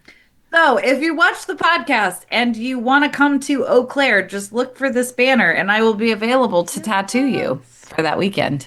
It's a gorgeous, I'll say, like magenta colored flower with some leaves and some periwinkle blossoms surrounding it. And it says El Quintaro in golden lettering. It says B. Oh. B. Is that, okay, I'm also blind. I need some glasses. My first name is Brittany. It looked like an EO from here. There's a Quintero here. Quintero. Yeah, where's she at? My pronouns are she, her. Just yell it, where's she at? Not and you'll be there. Go to Sawdust. Go, do it. You beautiful humans. Eau Claire, Wisconsin. Yes, and beyond that, thank you. Beyond that, of course, we always like to take some time to say a huge, deep, beautiful, bountiful thank you to our Patreon donors at our 2 highest donor tiers. You all keep the fucking lights on. Times are hard, bro. Like, we're all facing, anyone in the making stuff industry is facing real weird times in the US. And with that, it means the fucking world to us, the people who donate monthly on Patreon, which you can do for as little as $1 a month, or you can be the biggest goddamn heroes in the world, like the folks we're about to name. So let's go around the circle and say thank you to the absolute fucking superheroes of our lives. Thank you, Muffin, at the one on Drury Lane, across social media. Thank you, Nisa McKinnon. Toni, thank you. We know you love you, Toni. And thank you so much to Chris. And for our fairest drinking mate, Tia, thank you, Fable. I love that this happens every time. Sage Brittany! does it on purpose. No, I love it. From one Brittany to another. Thank you, Brittany. Yes, and thank you, Mark Alive. Thank you so much. And Noon, thank you so much. One of our wonderful Discord server people. And a wonderful poet. Thank you. And also thank you, Mrim. Thank you, Mrim. I enjoy saying your name every time, and I think of, I don't know if this is good or bad, but the witch from Sword in the Stone and Madam Mim. Madam Mim. Madam Who is one of my Mim. personal heroes. So even if you don't relate to it, personal hero, thank you for being here. Oh, I love her. I love her too. Also, thank you, Steven. And finally, Cinnamon Toast Punch. Thank you. Punch! Thank you. You beautiful, wonderful angels. Thank you for letting us, supporting us and doing this thing that we do. And you're beautiful. God damn it, thank you. The world doesn't say it enough. You beautiful fucking people. God damn it, you're what we're here for. This is a luxury that you are supporting, you are and it the means fucking so much. best superheroes. Yes. All right. Brought us together this past. I know. This past was weekend, we got to 2 do weekends ago? like a This past Maidens weekend. retreat and like actually get to spend time together as a foursome again, and like friendship and beauty and love, and that's like the fifth element, bitch. You did that. That's it. You've created it. You did it. The fifth element, and that's all. That's all I got for you. So thank you so much. I have been your dungeon master / game master, Celeste Conowitch. I have been your confused, research-ridden cleric, Eldrin cleric, Morana. And I have been bringing the Tucci energy this session. Nassim as Toni Silvertail. All right, you all didn't see it, but Nassim is wearing glasses right now and did a lot of sexy glasses adjusting while she was doing that. So that's all I wanted to say. Sage, go ahead. And I'm Sage, and I have played Aoife Flannery, your socialite satyr bard. So ready. Your socialite sadistic. I don't know, man. We'll see what happens next time. Maybe in a few It's weeks. some cult shit. I don't know. That's it. That's all we got. God. Yeah, we'll see. Until next time, everybody. Venture away, everybody. Bye-bye. Bye.